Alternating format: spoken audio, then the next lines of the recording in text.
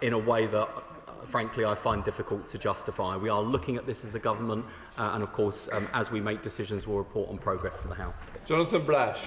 Thank you, Mr Speaker. Currently, there is not a single NHS dentist in Hartlepool taking on new patients, and many of my constituents are desperate. We have made real progress on urgent care, including a new urgent dental access centre, but it's not enough. Can the Minister say what more will be done to fix NHS dentistry in Hartlepool and across the country?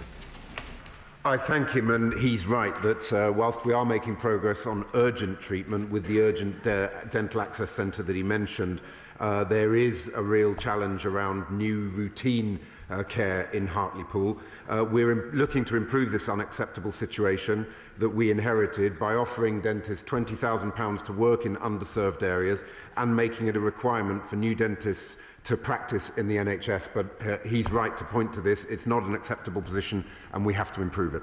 Mr Speaker, the government's interim dental measures will of course be welcomed by residents in North Dorset, but they know, as I do, that we've been discussing the inadequacy of the dental contract in this place for years. What they can't understand and what I can't understand is why it will take to the end of this Parliament to actually sort out that big problem, as the Minister told us just a little while ago, at the end of this Parliament and not sooner, in order to turbocharge NHS dentistry in rural North Dorset. I thank him for that question. I have a huge amount of respect for the honourable gentleman, but I have to say I'm a little bit taken aback to be told about the lack of progress when they had 14 years on those benches to sort out NHS dentistry. But nevertheless, we are engaging intensively with the BDA. We've got the interim reforms which kick in from April, which I think will make a big difference, as I've said, but we're certainly looking to then put the long-term reforms in place from 2027 onwards. So we want this situation to be rectified by the end of this Parliament, not to have a new contract by the end of this Parliament. Mr Speaker, until COVID, Holland Ward had a local NHS clinic serving the community. However, it was closed first temporarily and then permanently, leaving many vulnerable and elderly residents without health care, and it's put immense pressure on services in Brailsford. Will the Minister look at reopening this health centre, and what steps the Department is taking to ensure that more people in Holland Ward can access health care close to where they live? I thank him for his question. The commissioning of this service, I know it's of great concern to him and his constituents. It is a matter for his local ICB, and I do commend him to keep talking with them about the best provision for his constituents. Caroline Downey. Thank you very much, Mr Speaker. I was fascinated by the Minister's answer about the closure of pharmacies earlier, because the fantastic news is that in my constituency in Leon Solent, there's a new pharmacy that wants to open.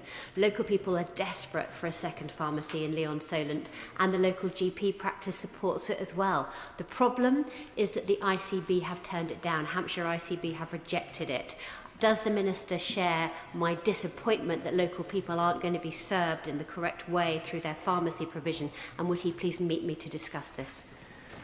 I thank her for that question. That it does sound somewhat baffling that there's demand for that service. Pharmacies play an absolutely vital part in our community, and I'd be happy to meet with the Honourable Lady to discuss the details of that further. Mafude. Thank you, Mr Speaker. A number of local residents have been in touch recently following an announcement of a Cramlington dentist which would no longer be offering NHS services, moving to private prescription only. It's led to a number of people being unable to access services locally. What more can the government do to ensure that my constituents have access to appropriate local services? I thank her for that question. Could I just check? It was dentistry that it was a dentistry service. I didn't quite catch the wording. Yes, absolutely. I mean, she's absolutely right to point to this issue.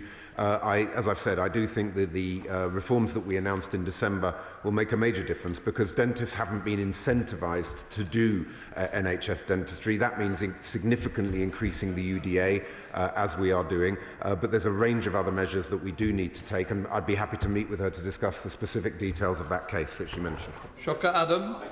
Failed PFI schemes from the noughties for 3 Leicester hospitals saw the NHS being sued for almost £30 million despite no work being carried out. Leicester hospitals are still without any new buildings. So can I ask the Minister that expensive, inefficient financial packages, £60 billion of private money costing £306 billion of taxpayers' money, will not be utilised for future projects? Mr. Speaker, this is a government that's putting record levels of capital investment into the NHS to correct more than 14 years of Conservative failure. We are using public investment. We're certainly learning the lessons of the past in relation to PFI. We are only able to do this, Mr. Speaker, because people voted Labour and elected a Labour government. And I look forward to working with the city's Labour MPs to deliver the improvement in services they deserve. Rachel Baskell. Thank you, Mr. Speaker. To date, Baroness Casey's review into adult social care has been pretty impenetrable, and yet in York we want to engage and innovate. So can my honourable friend provide Parliament with a briefing of the progress, scoping and scheduling of the review as the clock is ticking and the crisis is growing? I thank my honourable friend, and we have discussed this issue. I hope the issue she's had in terms of access to the Commission has now been resolved. I know that they have made contact with her. The Commission is, of course, an independent body, but I am in no doubt at all that parliamentarians will hold the Commission to account through the mechanisms that are at its disposal, for example, the Select Committee. But of course, we're not sitting on our hands. We are delivering the Fair Pay Agreement. We've delivered the biggest uplift to unpaid carers since 1976, and a range of other measures to get our adult social care system fixed and Thank you, Mr. Speaker. We've just been notified that the William Blake House in my constituency, which is a residential home for people with severe learning disabilities, has been issued with a winding up notice, and the court hearing is actually tomorrow. Now, given that the families had no notice of any of this and have had no consultation, they're naturally worried about what provisions will be in place for their loved ones. So will the Minister urgently meet with me and discuss looking in place about putting a contingency plan in place for them? I thank her for that question. I'm, of course, not familiar with the details. Could I perhaps ask her to write to me with the clear details, and I'm sure that then we can ensure that officials take this up as a matter of urgency. Matt Bishop. Thank you, Mr. Speaker. Parents supported by a small charity, Harry's Pals, consistently describe a fragmented and emotionally exhausting system when accessing support for parents of children with life-limiting conditions. So will the Secretary of State commit to exploring a dedicated national support pathway for parent carers, including better access to counselling and respite? And will he meet with me and Hayley Charlesworth, the founder of Harry's Pals, who's watching at home today with Harry, to discuss how we can better support these families, both nationally and in the Forest of Dean? I thank my honourable friend for his question.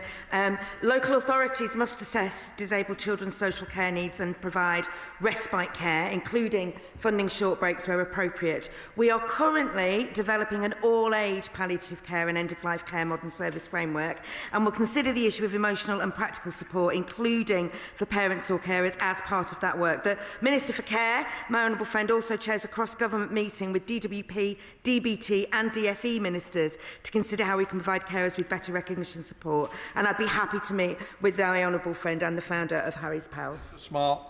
Much, Mr. Speaker. My local mental health trust is commissioned to deliver just 100 autism and 80 ADHD assessments a year.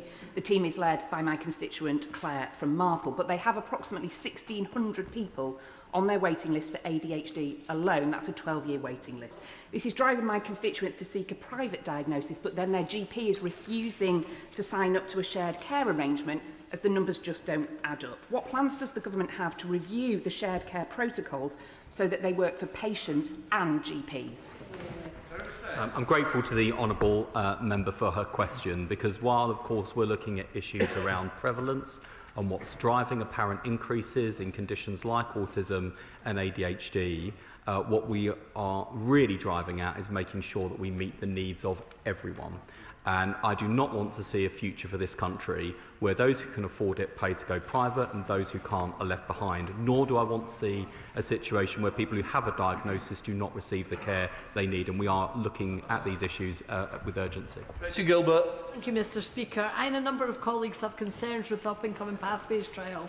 The Secretary of State has powers to use these existing medical records for research purposes. Can my right honourable friend therefore consider using these powers to increase evidence base and to prevent proceeding with the Pathways trial? I thank my honourable friend and for her constructive approach to this very difficult issue. She is right to make challenges. We must have open and transparent debate. And to be very clear on part of my last answer, the Secretary of State will use his power that we will have a retrospective data linkage study to identify the associations in former patients' experiences and outcomes through the analysis of available digital information within health records and other nationally held databases. This will not establish causation, but it is an important contribution to the evidence base. And the best rejected. Mr. Speaker, I'm not ashamed to say that I've had a finger up my bum. Not like that, but in all seriousness, as a black man in the target age range with a family history, I'm a keen advocate for prostate cancer screening. One of my residents has been told by his GP surgery, as there is no national screening programme for opportunistic testing, we have followed the national guidance and patients cannot request one without GP authorisation. So what advice could the Secretary of State give my residents who are struggling to get screening for prostate cancer? And could I also say a big thank you to the team at Kingston Hospital for their swift action in moving my dad from active surveillance to treatment. He raves about them. Can I certainly join him in endorsing his final message and also to commend him for his declaration. Because the more we can break taboo and stigma around these issues and get us talking more openly about the telltale signs of risk, the better protected we will all be. As he will know, we're looking very carefully at the recommendations around screening. I'll be convening a group of experts with the Chief Medical Officer to probe some of the recommendations, and I'll keep the House informed. Alex McIntyre.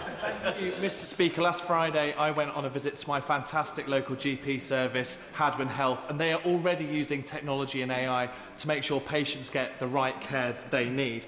But they did tell me there's currently no technological solution which allows patients to both be triaged and directed to their hard-working family doctor when booking online. So what steps is the department taking to support the rollout of technology in GP surgeries like Hadwin Health in Gloucester?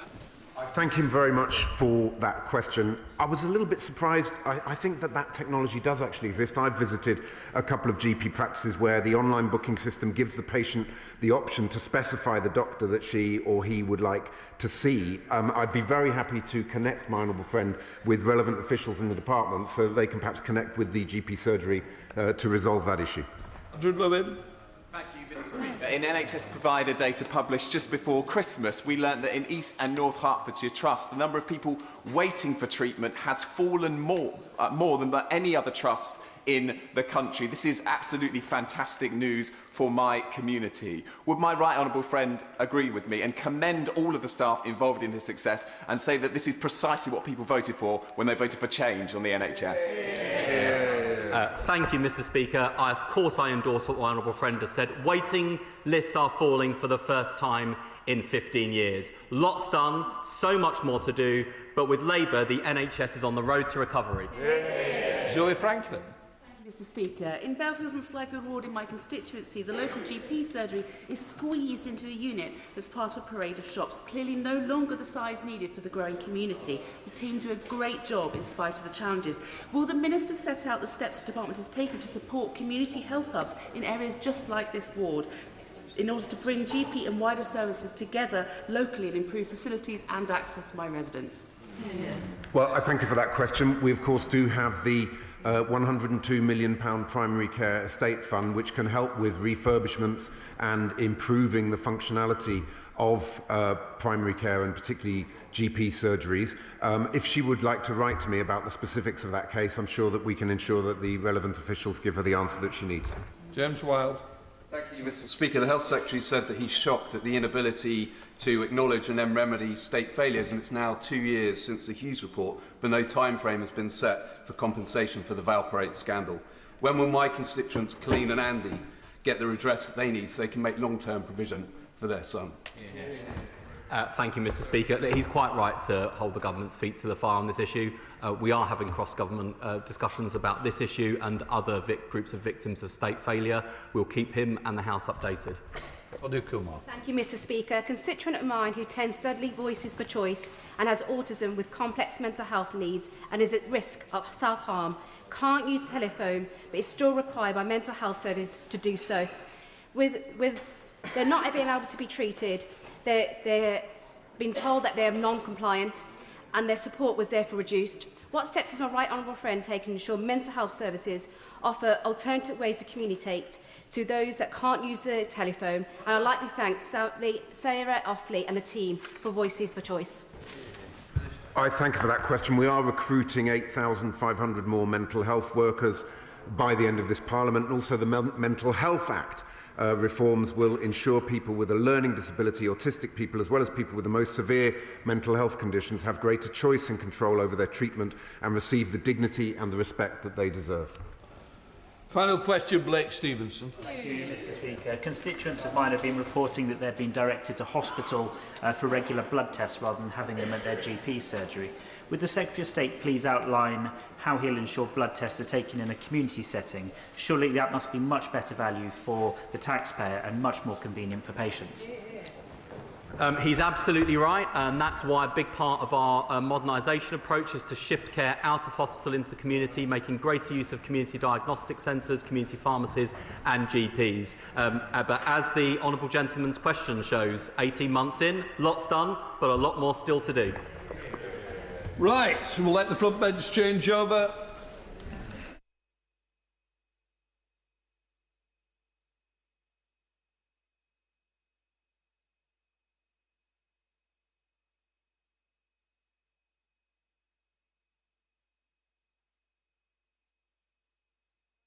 The urgent question.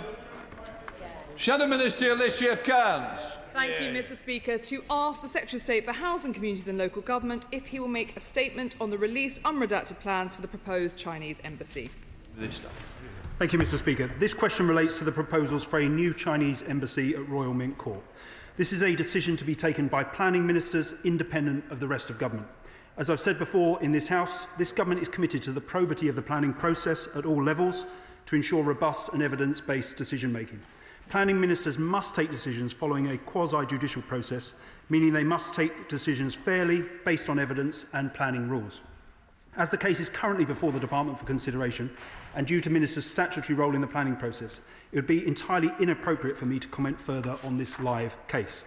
That said, Mr. Speaker, I understand fully members' interest in the case, and so I can briefly set out the process this case has followed to date. A public inquiry into the applications was held by an independent planning inspector between the 11th and 19th of February 2025. The department received the inspector's report into the applications on the 10th of June that year. On the 6th of August 2025, a reference back letter was sent to parties seeking further information, specifically in respect of the redacted plans and some issues raised by the Home Office and Foreign, Commonwealth and Development Office from parties, and that was recirculated for further comment on the 22nd of August and again on the 16th of October, 2nd of December and 17th of December, and recirculated for information on the 6th of January 2026. Referring back to parties is routine when further information is required. The government does not provide a running commentary on planning casework decisions, as you know, Mr. Speaker, and it would be particularly inappropriate to make any comment on material which has been received. The reference back material will be available on request when the decision is issued.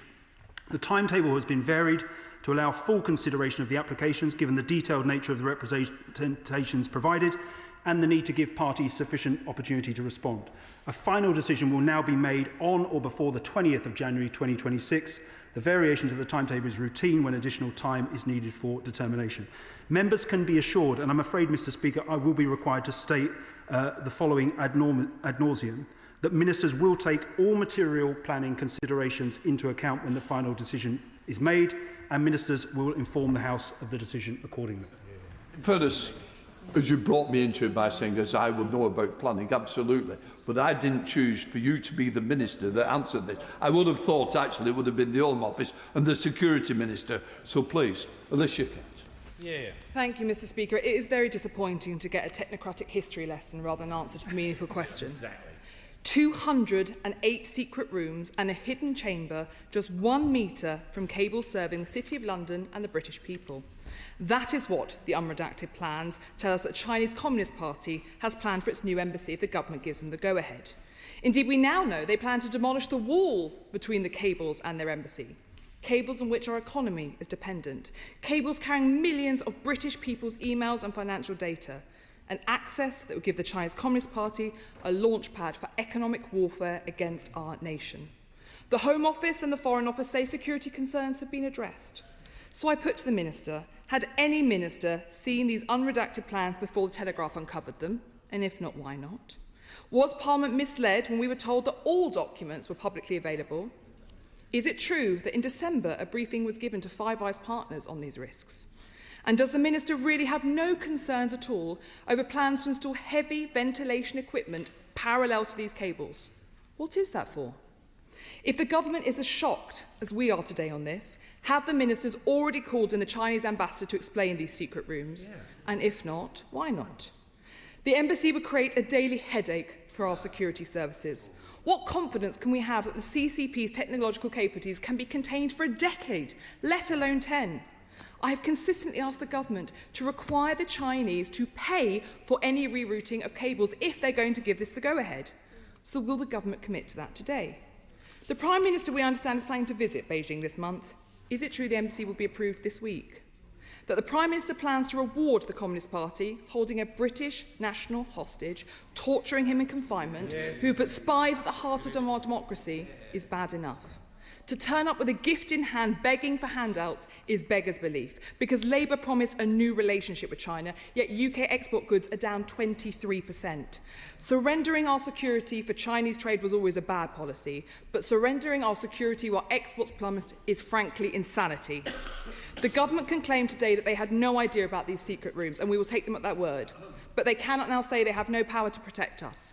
Protect our economy, protect the British people, deny the Chinese Communist Party their embassy. Yeah. Minister.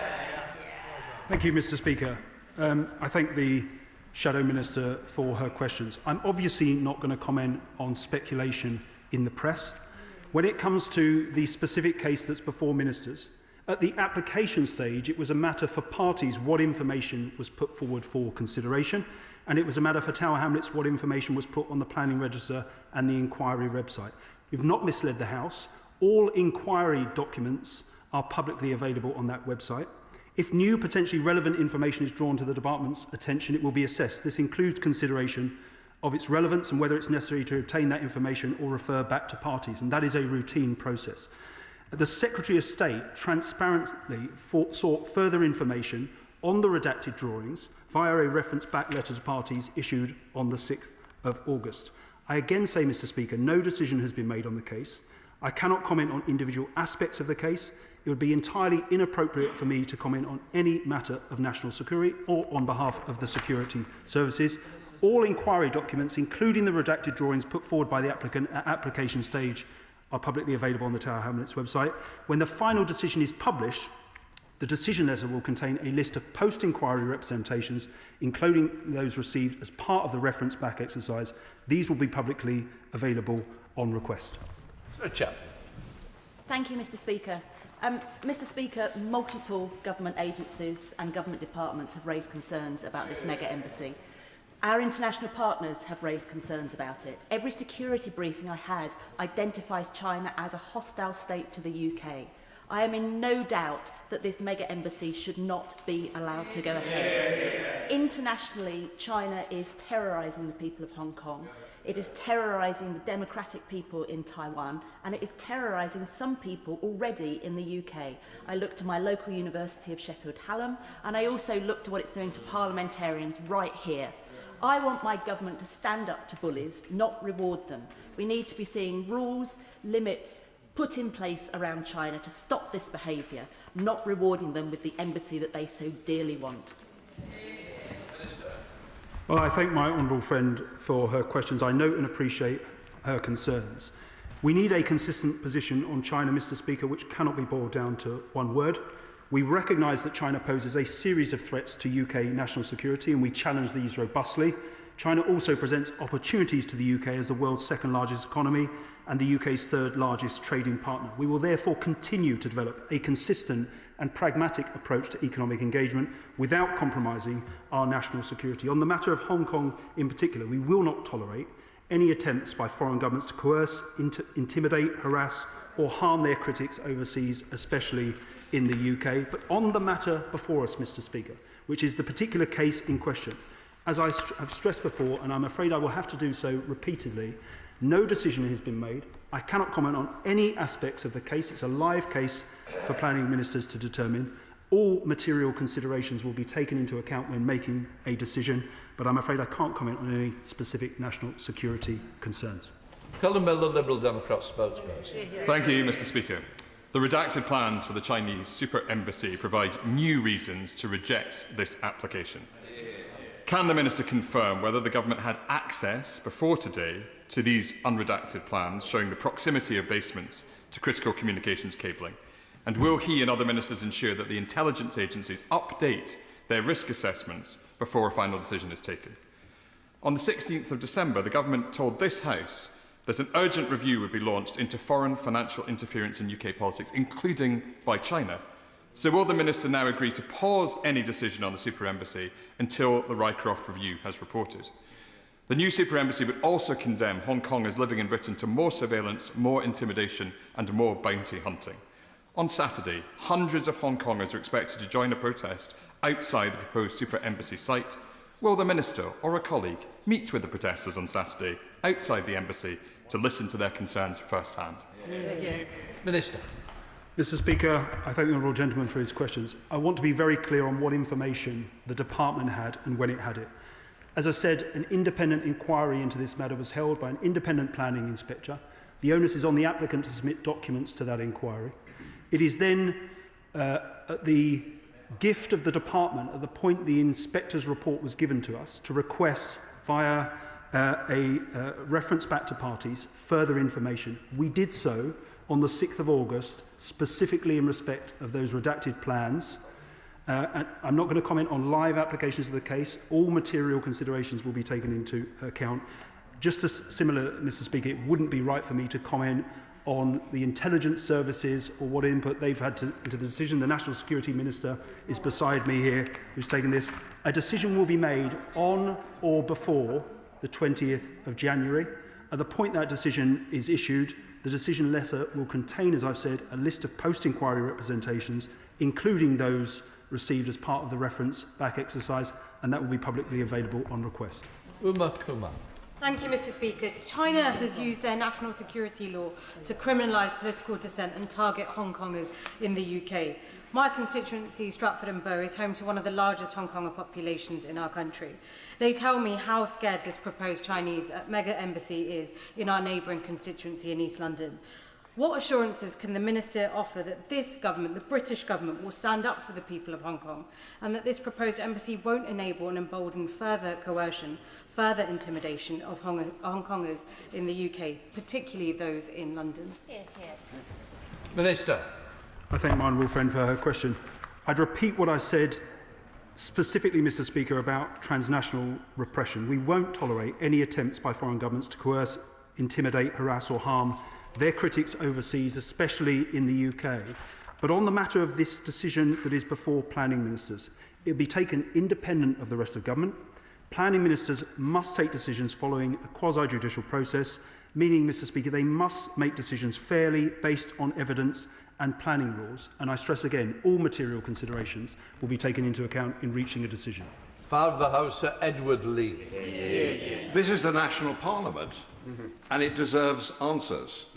I've asked this question to the minister sitting next to him already, and I got no answer at all. This may seem a subsidiary point, but it's important.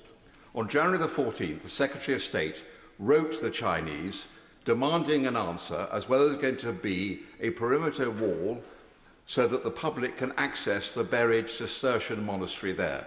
With typical arrogance, the Chinese haven't even replied. Now, why is this important? Because if ministers insisted on what they wrote about in January, there'd have to be an entirely new planning permission.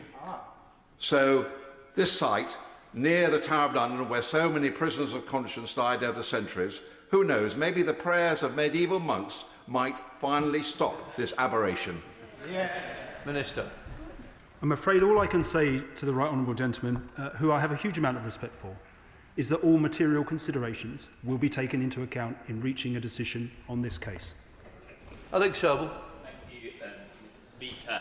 The Joint Committee on Human Rights undertook an inquiry on transnational repression earlier this year. It found that Chinese state undertakes considerable transnational repression against the Chinese diaspora in the United Kingdom, much of it coordinated out of the existing Chinese embassy. This new super embassy is a real threat to Hong Kongers, to Uyghurs and other members of Chinese diaspora that don't toe the party line in Beijing. Can the Minister reassure me that transnational repression of the Chinese diaspora is a material consideration when making this planning decision?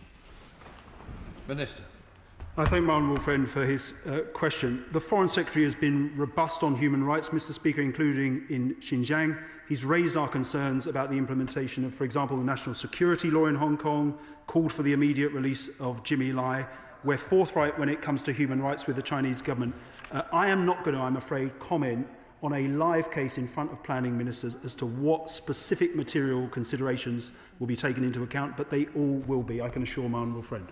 Sir Julian Lewis. Has the Intelligence and Security Committee of Parliament had an opportunity to question, not the deputy, but the actual National Security Advisor about this matter? If the minister says he doesn't know, then he's the wrong minister to be answering this urgent question. If he says he does know but can't say because it's highly classified, let me assure him that the identity of witnesses who are interviewed at that level by the Intelligence and Security Committee is not private. It is published whenever the committee has a mind to do so. So will he answer that question, please, in a straightforward way? Were the ISC given the opportunity to question the National Security Advisor? Minister.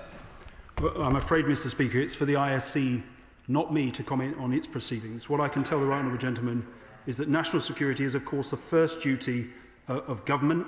It won't be appropriate for me in this instance to comment on any specific matters of national security, but as I continue to repeat, all relevant planning considerations will be taken into account when making a decision on this case. Thank you, Mr Speaker.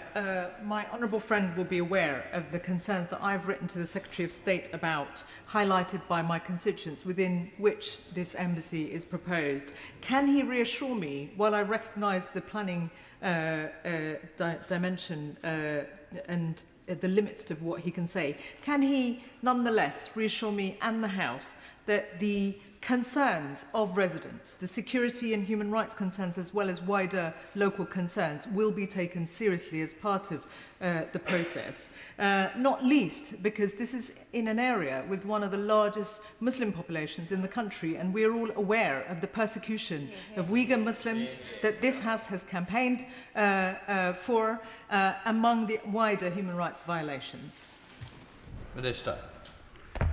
Well, as I've said, Mr Speaker, all material considerations will be taken into account when making the decision. It is open, Mr Speaker, for any party to make representations on this case. A number of honourable members from across the House have done so, and all relevant planning considerations will be taken into account when reaching that decision. Bobby Dean.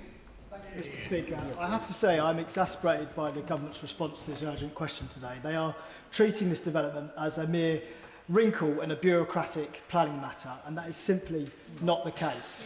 If this embassy was granted, it will represent one of the largest, most prestigious embassies held by any country in Europe, and that has huge diplomatic consequences. So can the Minister reassure us that it's not merely planning considerations that are being taken into account, but those of national security and diplomatic importance as well? Minister.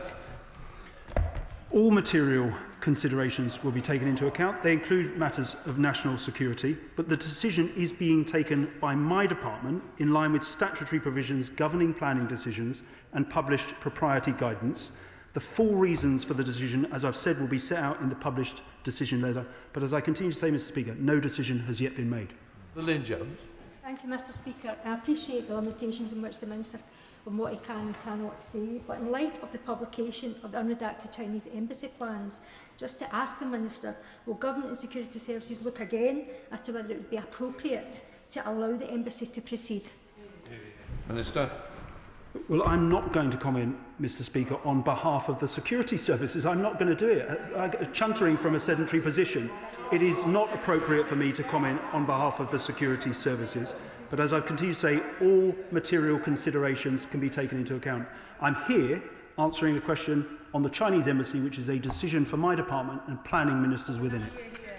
Sir Julian Smith. Mr Speaker, the Minister's talked about this being a planning decision, but essentially it's a political judgment. And I think many people here want to strongly represent to the government and the National Security Advisor that this judgment call on getting a closer relationship with China and this embassy on this massive site, I went round it the last couple of days, Mansell Street is really restricted, it's going to be completely impossible to monitor what's going on there, that judgment is wrong. Minister. I note his concerns, and the National Security Minister and other ministers will have heard them too.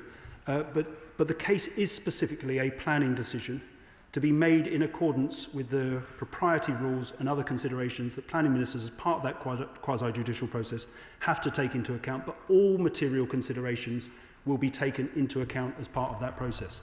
Mark Seawood. Thank you very much, Mr. Speaker. I represent Chloe Chung from my constituency, and she has to live with the fact that she has a £100,000 bounty placed on her head under the national security law in Hong Kong. She walks around every day knowing that anyone here could claim that bounty by taking her to the Chinese embassy and handing her over to the authorities. And now she worries that she might find herself locked away in one of the secret rooms in the new embassy plans. What exactly is the government going to do to ensure that Chloe is protected and kept safe, and that this never happens to her or anyone else who has a £100,000 bounty placed on her head, if the new embassy is approved? Minister. Well, I recognise, Mr. Speaker, my honourable friend's frustration, his anger on behalf of his constituents.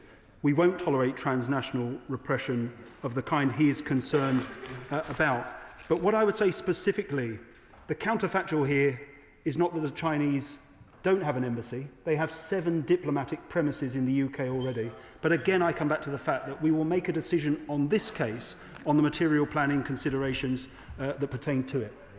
Bruce Law.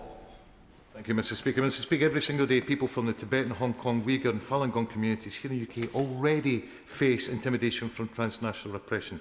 Their activities are under constant surveillance. Their families living under Chinese rule face arrest and prosecution. There's million-dollar bounties placed upon them, and their neighbours in the UK are encouraged to pass on information or deliver them to the Chinese authorities. So given the increased threat to their safety that this mega embassy poses, what action is the government taking to counter these actions, and what message does the government have for these communities? Minister. I thank the honourable gentleman for that question. We have reviewed transnational repression through the Defending Democracy Task Force. We take it incredibly seriously. I've noted his concerns. I'm here on behalf of my department as the Housing and Planning Minister to make clear what the process is for making a decision on this embassy application. Let you do it. James Dish. Thank you, Mr. Speaker. This debate on the mega embassy isn't just about a building and 208 secret rooms. It's primarily about national security and the safety of those from the Hong Konger, Chinese, Uyghur and Tibetan diasporas in the UK, approximately 700,000 people. We've learned that in 2018, the then UK Prime Minister committed to no delays in granting permission for the mega embassy, which has an air of predetermination. So can I ask the Minister what reassurances he can give me and this House that that opinion hasn't compromised the independence of the planning process? Minister. The planning process hasn't been compromised. We will make a planning decision on the basis of the relevant propriety guidance.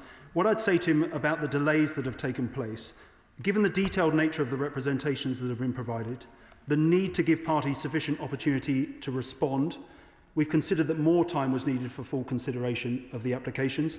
A variation to the timetable is routine when more time is needed for determination, such as when it is necessary to consider that additional information. But as I've made clear, our intention is to make a decision on or before the 20th of January this month.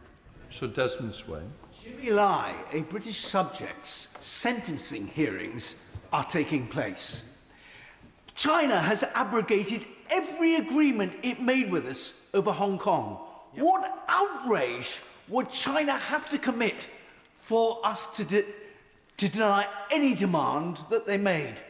The minister said he could not distill our relationship into China down to one word.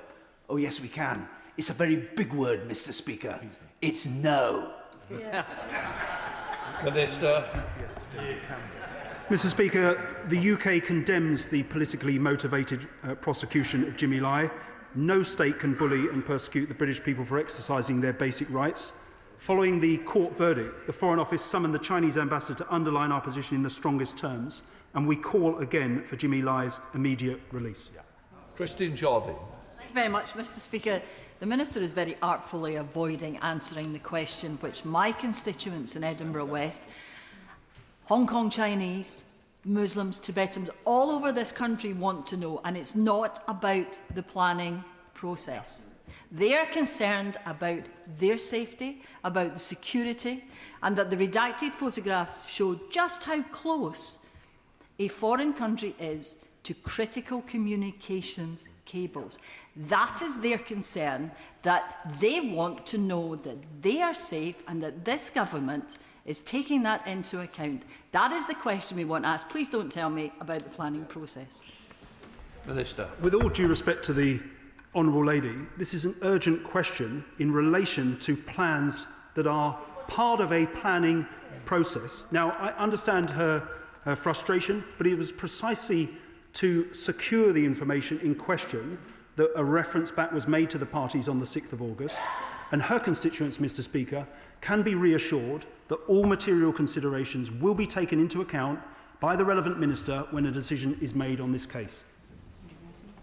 Dr. Andrew Morrison. Thank you, Mr. Speaker. And I'm sure Tower Hamlets Building Control are very good, but they're not security experts. If this plan goes ahead, and I very much hope it doesn't, will the Minister at least assure the House that the agencies will be fully involved in monitoring the demolition of this wall along Mansell Street and round Wapping Exchange, and that the replacement too is monitored closely to ensure that our critical national infrastructure is safeguarded? Minister. I note the honourable gentleman's question. We don't comment, for obvious reasons, on intelligence matters. I can assure him that national security concerns will be taken into account. All the representations that have been made along those lines will be taken into account as part of the decision-making process. He says that Tower Hamlets don't have the relevant expertise to make the decision in the round. That's precisely why an independent public inquiry is held by an independent public inspector, the report passed to government, and the chance for government to seek further information through a reference back, as we have done on the 6th of August, so that the relevant planning minister in my department can take the decision on the basis of all the required information. Paul Cullen. Thank you, Mr. Speaker. The Minister asked for a planning question, so I'll give him a planning question. I'm struggling to think of an innocent reason why the important details will be redacted from the original application. So can the Minister tell me what explanation has been given for those redactions? Yeah.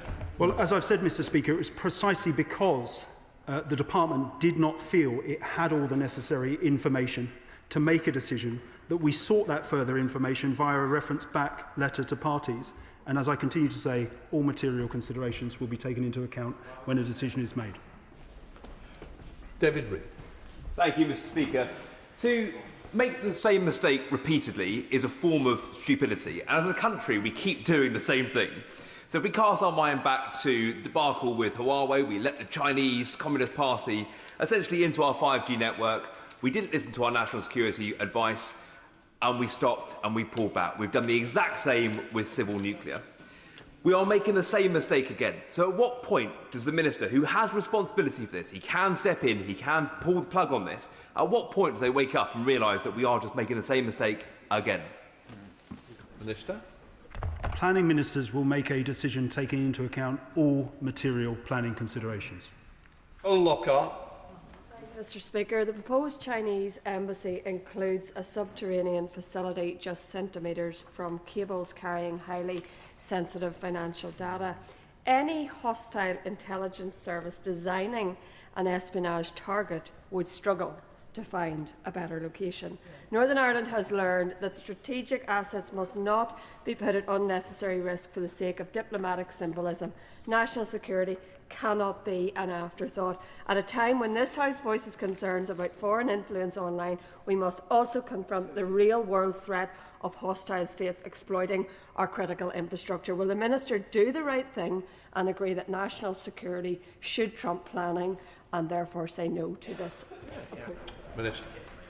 Mr. Speaker, simply can't provide a running commentary on what is a live case, but I can assure all honourable members that national security is the first duty of government generally, and that all relevant planning considerations will be taken into account when making a decision on this case. Schroebel. Thank you, Mr. Speaker. The Minister has recognised that China poses significant threats, and yet this government is prepared to welcome this Trojan horse of an embassy in the heart of our city, so close to the link system. Now, he talks about material planning considerations, but that means balancing developing needs with community impact, ensuring the development aligns with local and national policies, and site-specific details like heritage, like the father of the house mentioned. Not one contribution in this House can say that this isn't a threat to national security and that this is in any way a good and solid planning application. So how can this government be so naive to accept it? Minister. No decision has been made on this case. Luke Taylor. Thank you, Mr. Speaker. And can I first of all thank the honourable member for Rutland and Stamford for submitting this question, but also, Mr. Speaker, for granting another question on this issue. I do feel that whilst we're not happy with the answers yet, we have at least been given repeated chances to scrutinise it as it's progressed. So I'm here on behalf of Hong Kongers in Sutton Cheam and across London who are aghast at the prospect of this project being given permission. We've seen the persecution and conviction of Jimmy Lai, transnational repression of Hong Kongers in the UK, by, amongst other things, the withholding of their mandatory Provident Fund savings, which allow them to survive here. Bounties placed on activists. Action against MPs, such as my honourable friend, the member for Bath, being stopped going into Hong Kong, and sanctions put on other MPs. If all these actions are rewarded by a hostile state being given permission to expand and increase their capabilities for surveillance, espionage and repression in our capital city, what hope can any of us have that the government will stand up against hostile states for Britain and Britons in an increasingly hostile and dangerous world? Minister. Well, I simply note, Mr. Speaker, that all the points the honourable gentleman made could apply to the existing 7 diplomatic premises in the UK. When it comes to this site, as I've said, a decision will be made on or before the 20th of January. All material considerations will be taken into account. We remain steadfast in our support for the Hong Kong community in the UK. As I've said in answer to a previous question, we've undertaken a review of transnational repression as part of the Defending Democracy Task Force. We take it incredibly seriously. Thank you very much, Mr. Speaker. For the thousands of B&O people in my constituency of Solihull West and Shirley, the prospect of the Chinese super embassy is deeply, deeply worrying. This is compounded by the fact of these unrevealed and unredacted plans. With that in mind, can the Minister confirm whether any government minister has called in the Chinese ambassador to discuss these issues? And if they haven't, why haven't they? I'm afraid to say to the President, I cannot provide a running commentary on what is a live case. All material considerations will be taken into account when making a decision. Bradley Thomas. Thank you, Mr. Speaker. This is a complete farce, to be quite honest. We've seen these reports in the media that there will be a secret room less than 1 metre away from sensitive cabling. There's reports that since 2018 in China, the Chinese authorities have been cutting off utilities to the UK embassy there. National security should surely trump the planning system. This is a decision that should be taken by the Prime Minister in Downing Street. It should be a very quick and resolute no, and if the government is not in a position where it's able to do that, the framework needs to be changed. If necessary, the government needs to come before Parliament to do that, where they will find a very warm reception. Mr. Speaker, I don't think I could have been any clearer. All national security considerations will be taken into account when making a decision on this case. Thank you, Mr. Speaker. I'll offer the government some advice, and it's one word, and that is common sense. Common sense in the interest, well, you know, 2 words. But given the interest in national security, I'm quite surprised, really, that a planning minister is here to talk about this, because it's intertwined.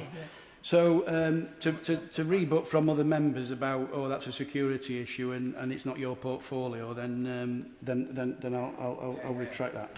But given what we know, will the Minister review the proximity of other countries' embassies in to major underground fibre optic cables? Because this is a big worry for the country's intelligence services, and also a big worry for many constituents throughout the country. Minister. I note the concerns the honourable gentleman raises, Mr. Speaker. I appreciate his frustration, but it is ultimately a planning case that a decision is being made on. But as I've said repeatedly to honourable members, all material considerations will be taken into account when reaching a decision on that case. Stevens. Thank you, Mr. Speaker. London is a critical global financial centre. We all rely on it. All of our constituents rely on it. Does the Minister recognise the very serious risk that this Chinese super embassy, if passed, could pave the way for economic war, as my honourable friend, the Shadow Minister, said, not just on our country, but on the Western world, including by undermining the security of critical data travelling under the site to and from the City of London? Minister. What I would say to the honourable gentleman, as I've said to other honourable members, is that all national security considerations will be taken into account. He can be reassured on that fact. Cameron Thomas. Thank you, Mr. Speaker. Whatever statements have been made publicly, the unredacted plans for this super embassy will have our security services filled with dread, as well they should. Chinese Communist Party is not a friend to the United Kingdom. And nowhere is that more evident than consistent espionage, including on this very estate, and frequent cyber attacks against national infrastructure. Can the Minister tell the House, given that his department is responsible for this final decision, if he will do the right thing by national security and pull the plug? Minister. Well, I'm not going to comment on specific considerations that will be taken into account.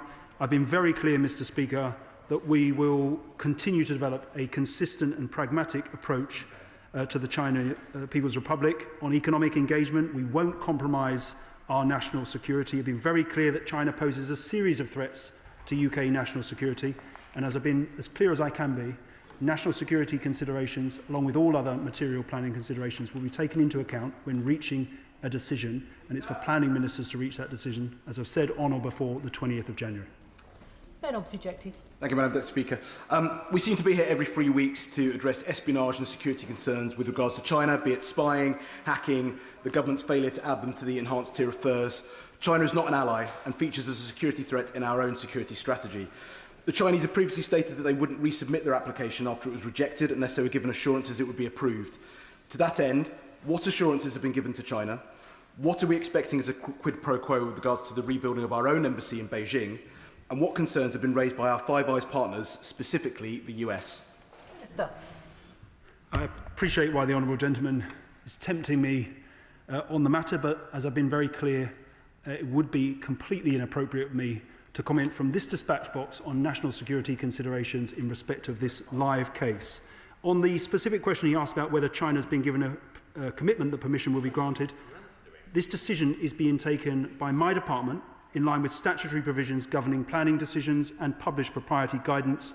But as I keep saying, Madam Deputy Speaker, no decision has yet been made on the case. Jim Allister. Why is this government so evidently in awe of the Chinese government and its requirements? And is one of those requirements that this mega embassy is approved before the Prime Minister visits Beijing? Madam Deputy Speaker, I simply don't accept that characterisation of the government's approach to China.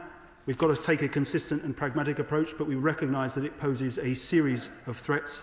But as I've said, no decision has yet been made on this case, and all material planning considerations will be taken into account when one is. Joshua Reynolds. Madam Deputy Speaker, I've raised the harassment of constituent of mine, Carmen Lau, by the Chinese authorities with the government multiple times. Bounty letters, deepfake pornography, her family interrogated by national security agents in Hong Kong. And every time I am told that the safety of Hong Kongers is the utmost importance to the government. So, given that, will the Minister accept that to approve this application, whilst China is still committing transnational repression, will be a kick in the teeth to Hong Kongers such as Carmen? Minister. Madam Deputy Speaker, the safety of Hong Kongers is of the utmost importance to this government, and we remain steadfast in our support for the Hong Kong community in the UK. I understand why the honourable gentleman is asking me, but I can't comment on what is a live planning case before planning ministers in my department. Jim Shannon. Thank you, Madam Deputy Speaker. It's no coincidence that a week ago in A Protestant church in Chengdu, Sichuan province in China, was raided by Chinese authorities. The pastor was arrested, the elders were arrested, those who attended the church were arrested. So at the same time, what are we doing here? What is government doing here? The facts have revealed in those plans do show the potential for risk that must be explored. By all means, the Chinese should have a consulate to enable their citizens to have consular help, but not one that seems so elevated that it poses a threat to national security. The planning question is whether abasement is a real requirement of a functioning consulate, and will the Minister show and prove that national security will always be the priority? Minister. I thank the honourable gentleman for his question, and I recognise his long-standing and passionate advocacy for people across the world to be able to practice their faith freely. What I would say in relation to the planning applications in front of us is that all the relevant inquiry information was submitted as part of that independent public inquiry. This department, at the point that the inspector handed us a report, sought that further information, specifically in relation to those redacted plans, so that we are able to take a decision taking into account all material planning considerations in this case, and we'll issue that decision, as I've said, on or before the 20th of January, Madam. Point of order, Sir Julian Lewis. Thank you, Madam Deputy Speaker. I was hoping to ask this point of order of Mr. Speaker because it's a little difficult for you not having been here for most of the urgent question. But at the start of the urgent question, Mr. Speaker made it clear that he was surprised that a minister was being put up who would not be able to answer questions, being a planning minister, rather than a security minister being put up who would be able to answer questions. In my 28 years in this House, I've attended many ministerial statements and the questioning that follows, and many urgent questions since they were introduced. Never before has there been an occasion that I have seen where every question asked on both sides of the House was deeply hostile, as it was today, about what the government was proposing to do. So my question is, if my honourable friend for Rutland and Stamford were to reapply to Mr. Speaker for a similar urgent question in anticipation that an appropriate minister, a security minister, will be put up to answer it, would that be within the rules of parliamentary order and practice? Point of order, Alicia Cairns. I'm assuming it's on a very similar subject. It is indeed, Madam Deputy Speaker. With due respect to the Minister, I submitted this urgent question as the Shadow National Security Minister to the Home Office for the Security Minister to answer.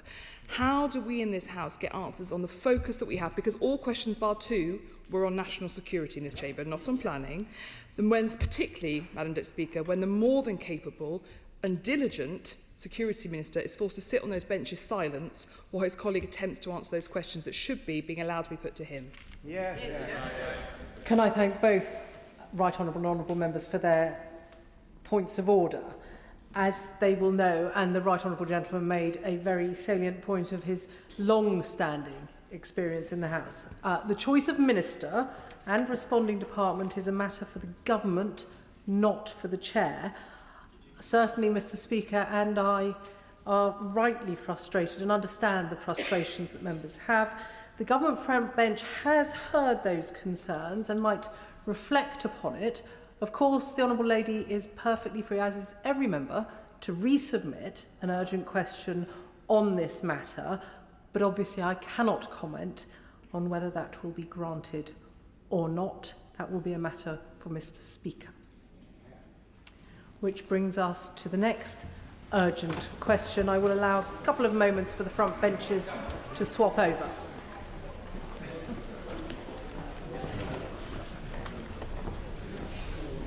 Thank you ever so much. Thank you. Which brings us to an urgent question on Storm Gerretti. Andrew George. Madam Deputy Speaker, to ask the Minister in the Cabinet Office if he will make a statement following Storm Gerretti. Minister. Madam Deputy Speaker, can I thank the honourable gentleman for his question, and can I express my deepest condolences to the family and the friends of the man who tragically lost his life in Cornwall during Storm Gerretti. Last week, the Met Office issued a red weather warning for wind covering southeast England, with wider parts of the UK covered by amber and yellow warnings for wind, snow and rain.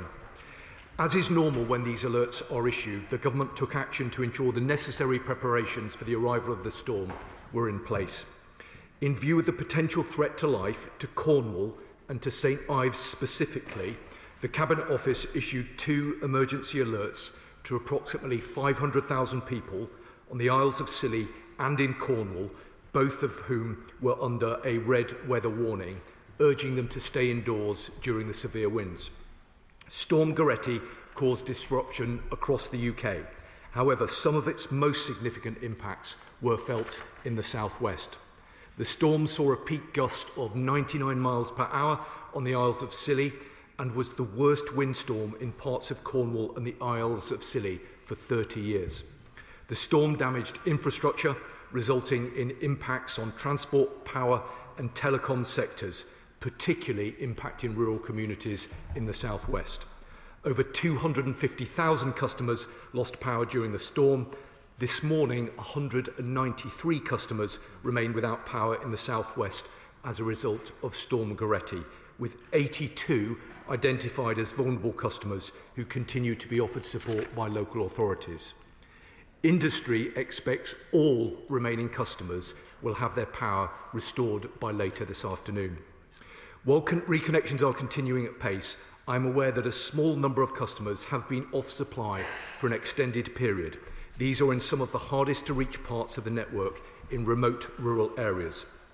My right honourable friend, the Energy Secretary, remains in close contact with National Grid Electricity Distribution on the progress of restoration and to ensure remaining supplies are reconnected as soon as possible.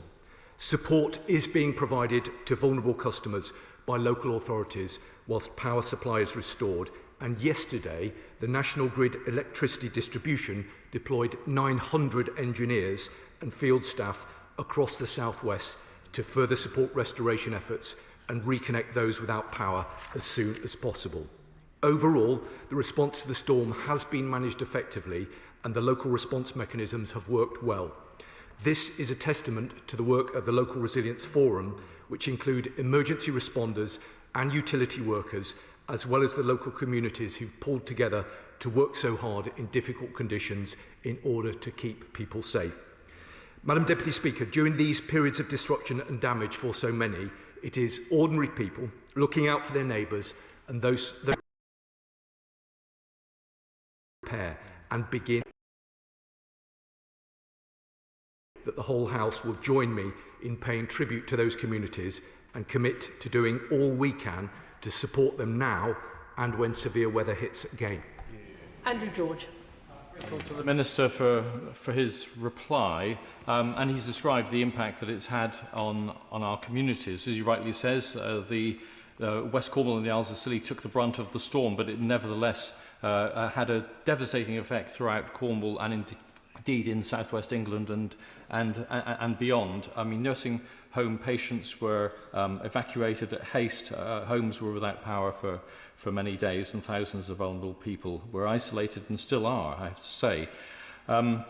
Many residents in my constituency observed that if this same level of destruction, service outrage, loss of life had happened in London and the home counties, they believed that the national media would have given it high headline billing for days, and the government would have declared a national emergency. Of course, frontline workers have been amazing, and indeed communities have come together incredibly well. However, in spite of the Minister's optimism, I discovered that utility companies' reports of figures home reconnected to be unreliable. And indeed, I also discovered that we have now a society which is now more reliant on these utilities and services, and now less resilient because many places affected by these outrages have not been able to communicate because all power, broadband, mobile signal had been cut. And of course, higher authorities have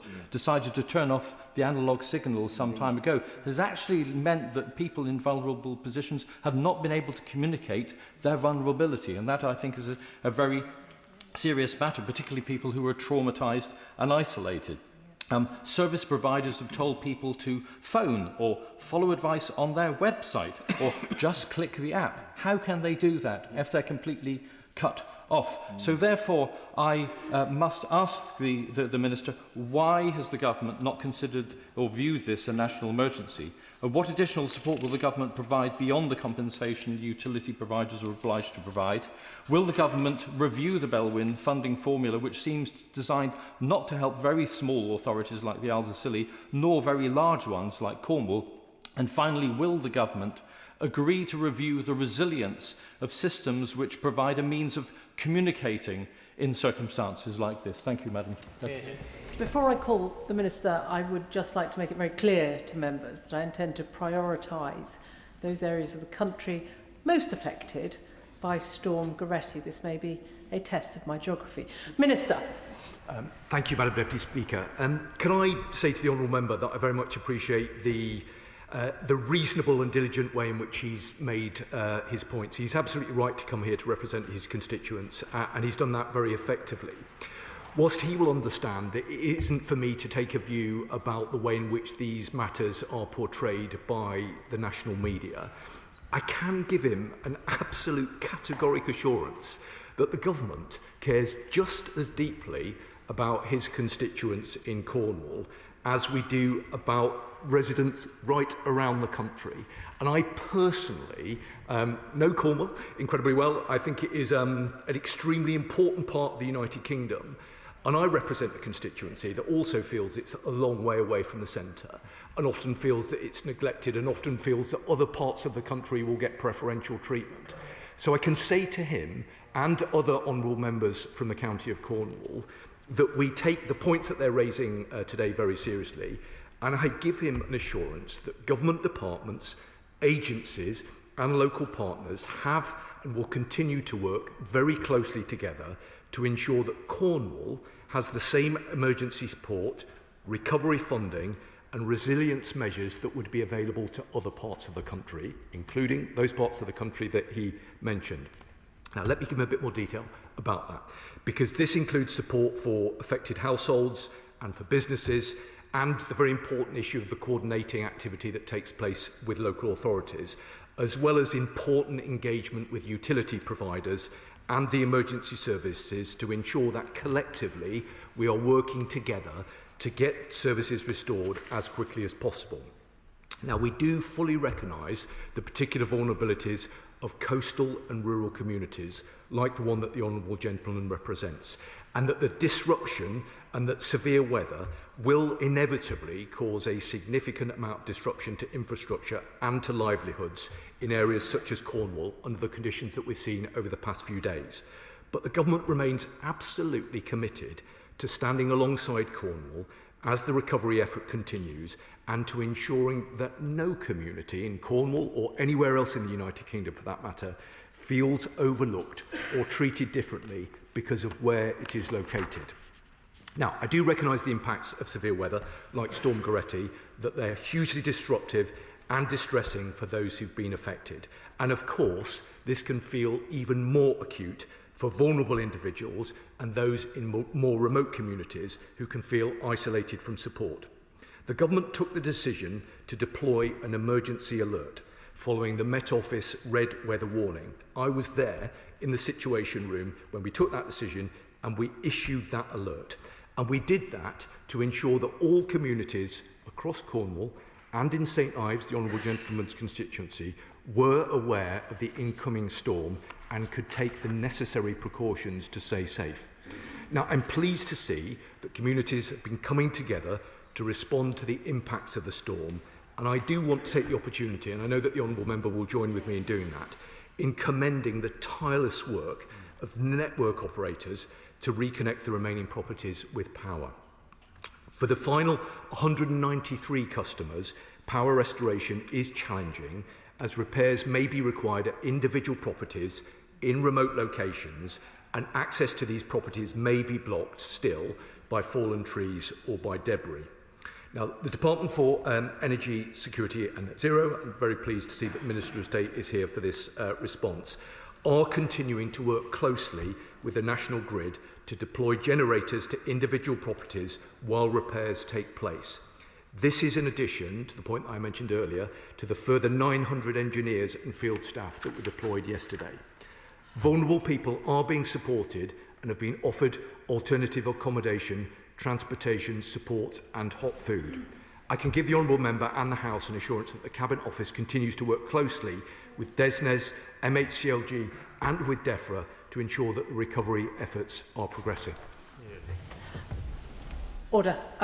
I very much appreciate, as I'm sure Cornish members do, the Minister's comprehensive response to that urgent question. It was twice the length of his initial response, and perhaps answers could be slightly shorter. Jane Kirkham.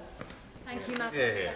Firstly, I'd like to take this opportunity to thank members of the emergency services and the utilities and the volunteers and everyone across Cornwall who's looked after their neighbours and responded so brilliantly to what was a storm that tested the resilience of rural and coastal Britain to the hilt and exposed vulnerabilities in our infrastructure and our emergency planning that could affect any part of the country.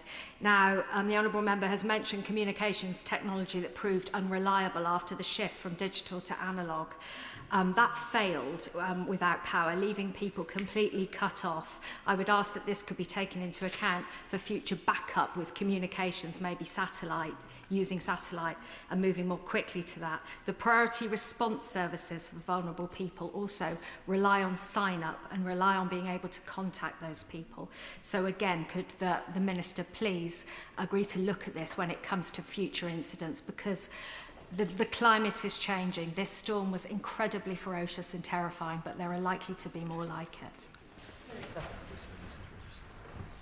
Well, I'm extremely mindful of your earlier guidance, Madam Deputy Speaker, with regard to brevity. I hope the House will understand I was just seeking to convey the seriousness with which the government take these issues.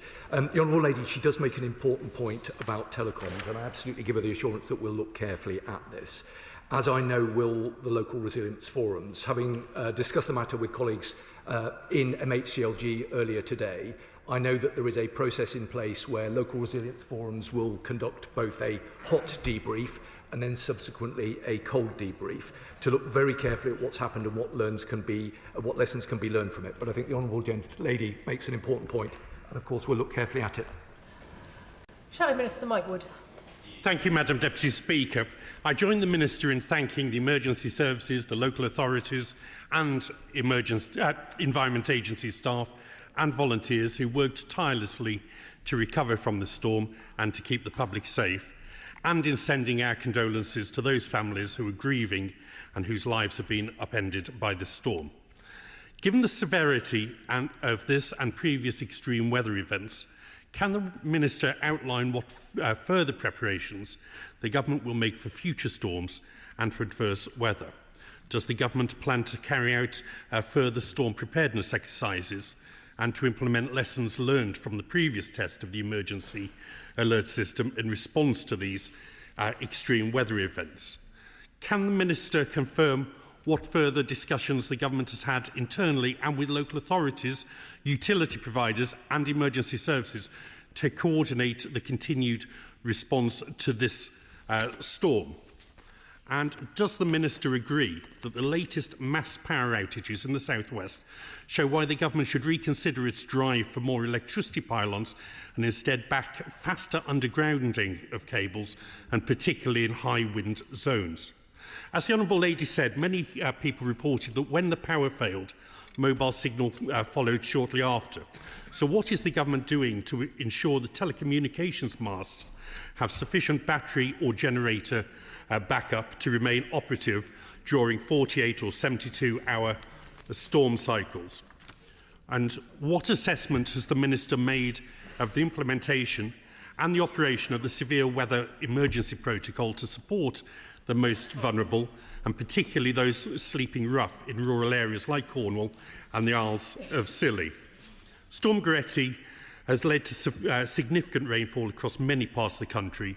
So can the Minister confirm what assessment the Government has made of localised flooding and whether support will be made available for those affected by Storm Gerretti through the Flood Recovery Network? And finally, Madam Deputy Speaker, I understand the Flood Resilience Task Force met on the 8th of September.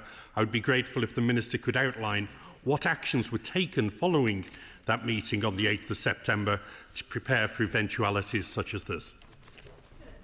Well, I'm grateful to the Shadow Minister for the points that he has raised, and he's absolutely right to recognise the efforts of all of those involved in the operation, both to support local residents and to restore power where it's been lost. I think it is worth making the point where normal people will hunker down under these very difficult conditions. We should collectively pay tribute to those who don't do that, but go out and brave the elements in order to restore power and provide support to those residents who need it. I thought the Honourable Member made some good points about the importance of looking very carefully at these matters and ensuring that government is properly prepared for future incidences. I've already looked quite carefully at the way in which there was a response to Storm Arwen a number of years ago, and I think the government can learn quite a lot from that particular response, and I will ensure, through the Cabinet Office, working with colleagues across government, that we look very carefully at the response to this recent storm and ensure that we are drawing lessons out of it so that as a country we can be as resilient and as best prepared for future challenges that undoubtedly we will face. The Shadow Minister specifically raised the issue of telecoms, and whilst I know that he will understand that telecoms equipment is usually highly resilient and major outages are extremely rare, most telecoms equipment relies on a power supply which of course can be disrupted by severe weather. On the rare occasion that the sector does experience an outage, there are statutory obligations on telecoms providers to maintain the availability of services and report significant outages to Ofcom. But in general terms, I give the Shadow Minister an absolute assurance of the seriousness with which we take these matters. We'll look very carefully at the response and ensure that we draw all of the right lessons from it. Karen Moon. Whereas, Madam Deputy Speaker, jutting out into the Atlantic, Cornwall and the Isles of Scilly have often found themselves in the front line of nationally significant weather events. And predictions, as my honourable friend has just mentioned, are that storms like Gerretti will become more and more frequent. And this is a reality that I'm not convinced has been taken seriously enough by consecutive governments.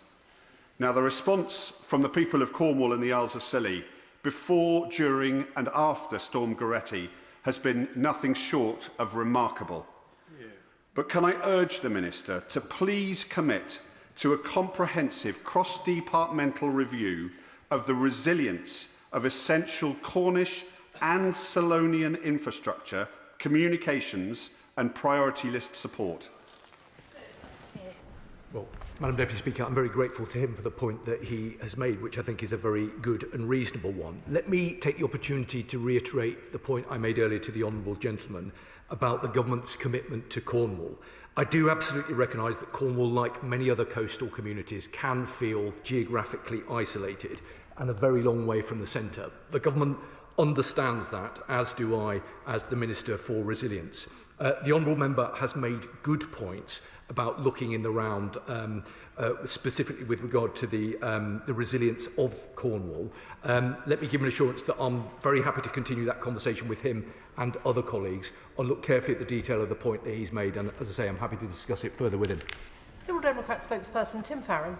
Thank you, Madam Deputy Speaker. I want to thank my honourable friend for his characteristic passion and energy in defending his communities in St Ives. I also wish to send mine and the Liberal Democrats' collective deep sympathy to the family of the man who lost his life in the storm, and to add my thanks to our amazing emergency services and the frontline utilities staff. The Minister rightly says that it's not up to him or the government how the media covers things. Nevertheless, it's worth bearing in mind that 4 years ago, when Storm Eunice hit London and the South East, hitting 200,000 homes, Cobra was convened. 200,000 homes have been hit in the West Country, Cobra not convened. He will understand why people from Cornwall, Caithness, Cumbria feel sometimes a little bit a second afterthought. Does the Minister agree that this storm does expose the frailty of our energy, water, communications infrastructure and the vulnerability of those who rely upon them, especially in this entirely and, dare I say, foolishly post-analogue age? Given that so much land, especially in our rural communities, lies saturated, causing water supply and wastewater crises at the moment, will he ensure that this is reflected in the qualifying criteria for the farming recovery? And does the Minister agree that the damaging impact that flooding has on food security means that the Elms budget should be increased by a minimum of £1 billion a year to underpin that vital resilience? Minister. Well, I'm grateful to the right honourable gentleman. He's a proud representative not just of his party but of his part of the world, and I know that he speaks with great authority and experience on these matters. I do want to respond to the point he made specifically about Cobra, because I think that is an entirely fair challenge. I am incredibly keen to ensure that we are using all of the machinery of government to best effect. So I spend quite a lot of my time deciding and considering whether we do need to convene Cobra, whether the set of circumstances that we face that we're responding to requires that level of government response. In truth, Cobra tends to sit when there is concern about the nature of the response. We took the decision last week that because we thought that the response was being conducted in an effective way, there wasn't a requirement to bring ministers together. But I give him an assurance that we think very carefully about these things and keep them under constant review. I thought the right honourable gentleman made a number of other good and useful points with regard to vulnerabilities and flooding. I can give him and others an assurance that we consider these things both specifically and collectively in the round as part of the work that we're doing on resilience. We work very closely with other government departments, including with DEFRA, on them. But should he wish to discuss them further, I'd always be very happy to do that. Anna Gelderd. Whereas, Madam Deputy Speaker, and may I align myself with the previous comments regarding the tragic loss of life in Cornwall and add my thanks to the local emergency services, utilities companies and local people who have worked tirelessly over the weekend to make sure that arms have been put around our most vulnerable in our community. And with an ageing population, South East Cornwall has many vulnerable residents who rely on consistent power and water. The extended outages during Storm Gerretti left families in unmanageable conditions, and storms will only likely increase if we don't tackle climate change. So will the government work with utility companies to prioritise vulnerable households and ensure faster restoration times during severe weather events? Minister. Well, I'm grateful to her for the very important points that she makes, and yes, I can give her those assurances. I mentioned earlier, Madam Deputy Speaker, that currently, and the numbers probably reduced slightly, but that currently there's 193 customers remain without power in the southwest, with 82 identified as being vulnerable customers. Now, working with National Grid Electricity Distribution, vulnerable customers have been supported by local authorities and local resilience forums throughout the incident. This has included the provision of alternative accommodation, battery packs for medical equipment, transportation, warm spaces, crisis packs containing torches, blankets, hand warmers and warm clothes, and a welfare van providing hot food and drinks. I'm also aware that the National Grid Electricity Distribution is exploring the deployment of generators to get customers back on supply as quickly as possible. And finally, opportunity to say, and I know that the Honourable Lady and others will agree with me, that I'm very grateful for the support that the British Red Cross have provided to the most vulnerable customers. We have to get through business quite quickly as we have the finance bill later on. I urge the Minister to be as quick as he can with his responses, and we're focused on calling colleagues who are incredibly close to where the storm was. So if it was nowhere near you, then please don't bob. David Reid. Thank you, Madam Deputy Speaker. I just want to start by placing on record my thanks to the Met Office, who are based in my constituency of Exmouth and Exeter East, for their sterling work throughout Storm Gerretti, and all year round. They have international expertise and they are a real asset to our country. One of the main issues that come up when we have big storms like Gerretti is rail in the southwest. Our main line from Paddington was cut off, and many constituents from across the southwest were unable to get home. There are practical solutions put in place, like putting a passing loop into the Waterloo line, and I've raised this directly with the Rail Minister and the Prime Minister. And although I get warm words, no action seems to be taken. So from a Cabinet Office perspective, what more can be done to add resilience to our train infrastructure? Well, I'm grateful to him, and he makes an important point about the Met Office in his constituency, and I completely agree with that and pay tribute to the vital work that they do. The Honourable Gentleman raises an important point about connectivity. I agree with him. I want our country to be as resilient as we possibly can. And that's why I can say to him that National Rail's winter preparedness regime begins in September of each year. Special trains and equipment are fully checked and any repairs carried out, while contingency plans are reviewed. I give him an assurance that we take these matters seriously. We work closely with colleagues in DFT. Noah Law. Thank you, Madam Speaker. I'd like to put on record my thanks to the emergency services for their work over this long and difficult weekend, and I'd like to thank in particular National Grid for their swift work, at least in my part of Cornwall, for reconnecting people to the grid.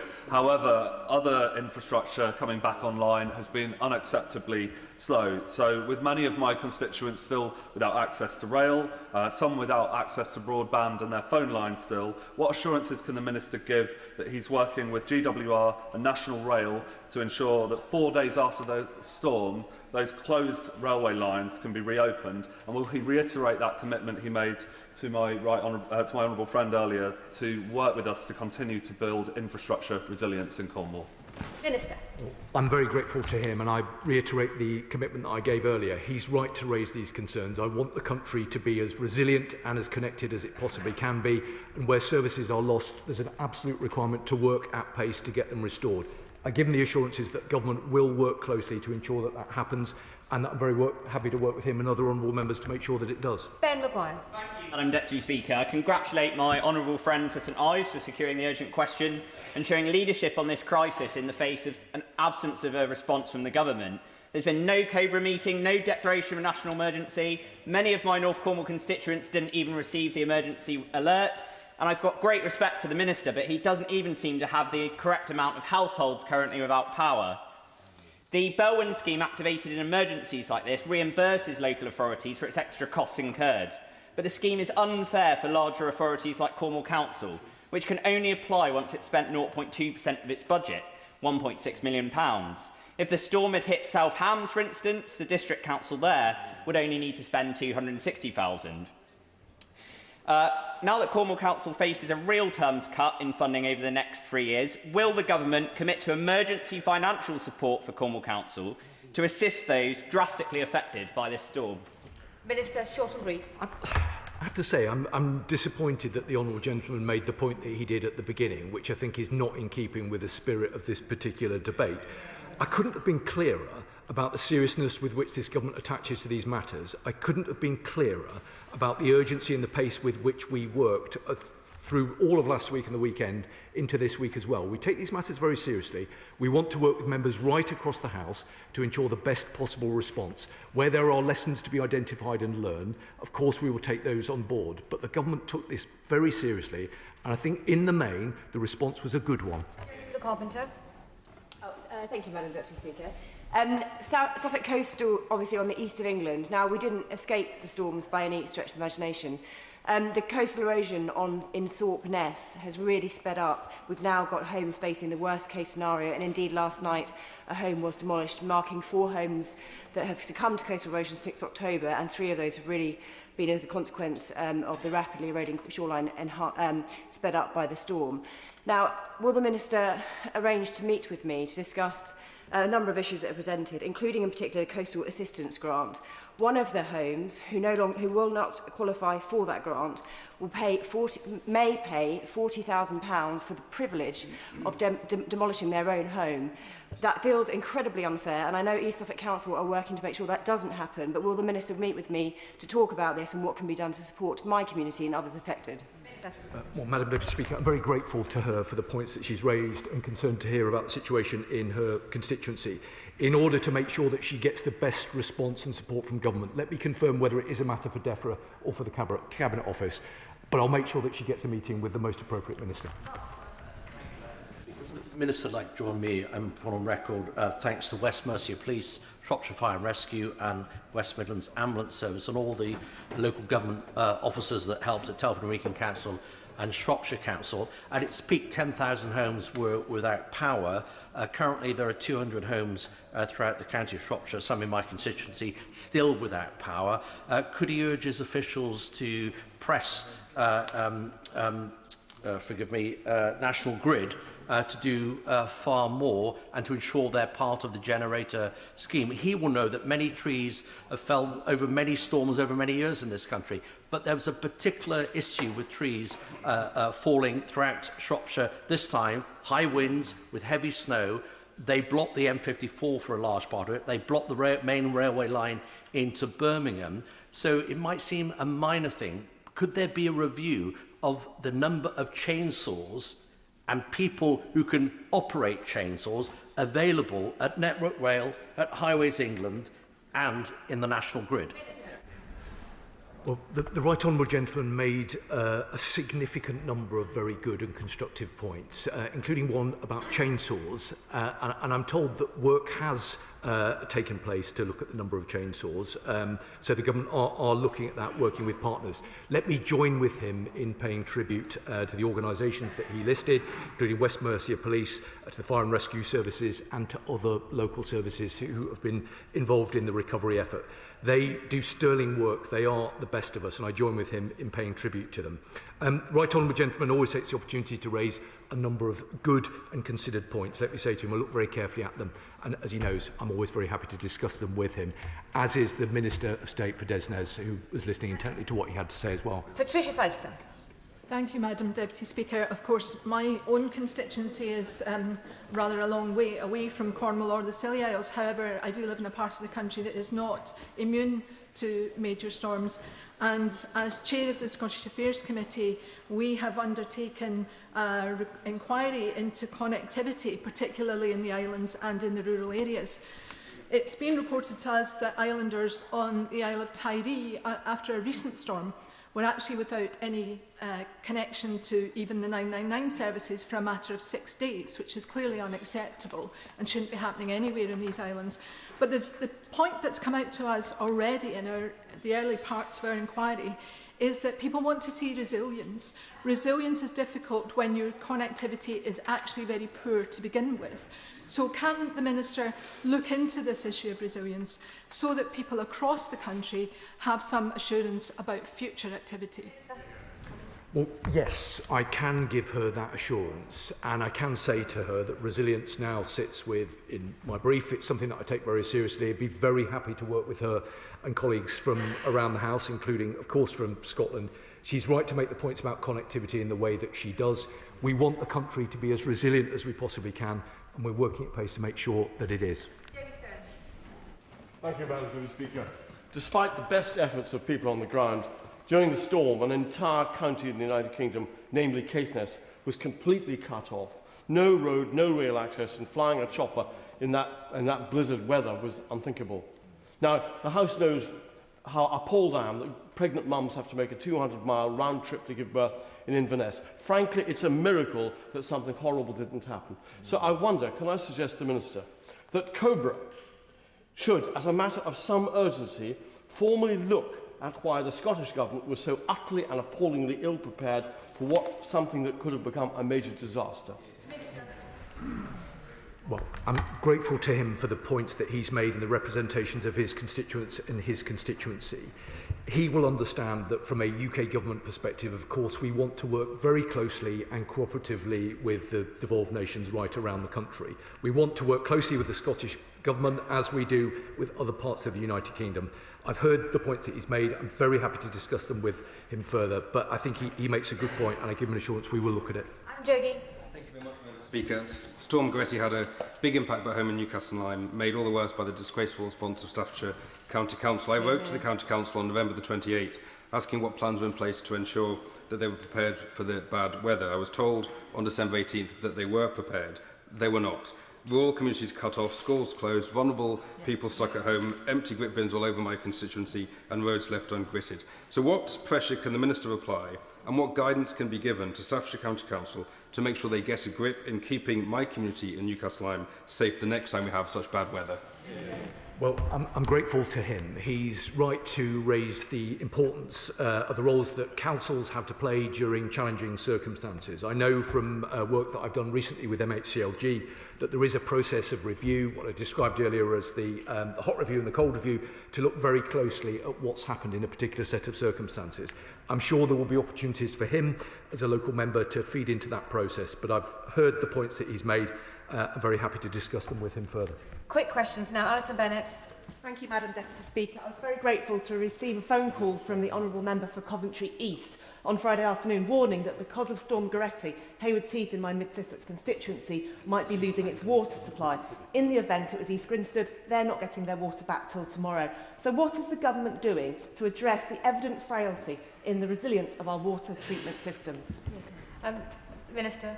I'm grateful for her referencing the Honourable Member for Coventry East, who was with me on the front bench very recently. I can give her the assurances that we seek. We work very closely across government, including, of course, with DEFRA, but I'm sure the Honourable Member would be happy to meet with the Honourable Lady should she wish to do so. Hannah Donegal. Madam Deputy Speaker, the Minister will be aware that there are a number of places in Sussex and in Kent that are still without water as a result of power outages that occurred during the storm, including in Madam Deputy Speaker's own constituency, people are affected. And what is happening here is that a power supply is interrupted briefly to waterworks. That then means water supply goes off for days, if not longer, which is a really serious interruption for people. The National Risk Register, which the Cabinet Office oversees, currently ranks loss of water supply as the lowest form of risk, 1 out of 5, which I think many of us who have got constituents living without water for days would struggle with. Could the Minister have a look at whether it's ranked correctly in the National Risk Register and what preparations there need to be for major incidents like this? Well, Madam Deputy Speaker, the Honourable Lady makes important points, and I will undertake to look at the point she's made specifically about the risk register. I think she will have heard the comments made by DEFRA Minister in the House yesterday with regard to the water outages in Sussex and Kent. She will know that the government take these matters very seriously, and I know that colleagues in DEFRA are continuing to monitor the situation very closely and are engaging with industry partners. Yes, Brown-Fuller. Deputy Speaker, a cargo ship lost a number of shipping containers along the shipping route off the south coast during Storm Gerretti. This is the second cargo ship to lose shipping containers in a matter of weeks that are now washing up on the shoreline in my constituency, posing a risk to the public and to the environment. What lessons can the government learn regarding maritime resilience when we have these extreme water events, weather events, which we know are going to keep occurring? Minister. I think the Honourable Lady makes an important point, and it will have been heard by ministerial colleagues in a number of different government departments, but I'll make sure that she gets an appropriate response from the appropriate minister. Mr Jim Shannon, is this question about the Storm Gerretti? Mr Jim Shannon. Asked me, did I get home last Thursday? I got home by the skin of my teeth because the winds were blowing the tail end of the plane. Now, when I got home from London City, many of my constituents didn't get home from Heathrow because all the flights were cancelled by 6:30 or 7 o'clock. That meant that everybody had made it to the airport to get home, but unfortunately didn't. Is it not time for British Airways and other air companies and aerospace companies to ensure that there's pre-warning so people don't make the journeys to the airport whenever they have to return home? And could I ask the Minister this question? With all the lessons that we can all learn from what has happened with Storm Gerretti, is it not time to have a coordinated plan coming from Westminster for all of the regions, for Scotland, for Wales, for Northern Ireland? Because I think the Minister said earlier on, they've coordinated and learned things from Storm Gerretti. Perhaps it's time to ensure that we all can learn from it as well. Thank you. Well, I'm grateful to the Honourable Member and particularly pleased that he did make it back to Northern Ireland on Thursday of last week. I know that ministerial colleagues in the Department for Transport will have heard the first point that he made. And in terms of his second point, let me give him assurance that we take matters relating to resilience incredibly seriously and we seek to ensure that it is an effort joined up right across the United Kingdom. The end of the urgent question on Storm Gerretti. I'll give the front benches a few moments to shuffle over.